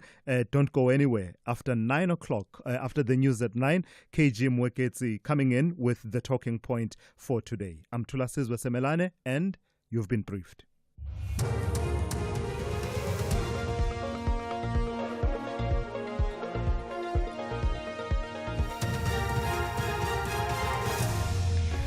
Top stories. Asawa, the ANC describes the DA's action against the Higher Education and Training Minister as a coordinated attack, and about 8,000 Gauteng education assistants will not receive their stipends on time. Good morning, I'm Jolani Tulongwebe. The ANC has described the DA's action against Higher Education and Training Minister Dr. Nobuhle Nkabane as a coordinated attack. The DA is expected to file criminal charges against Nkabane today at the Cape Town Central Police Station. The party says Nkabane deceived Parliament about the formation of an independent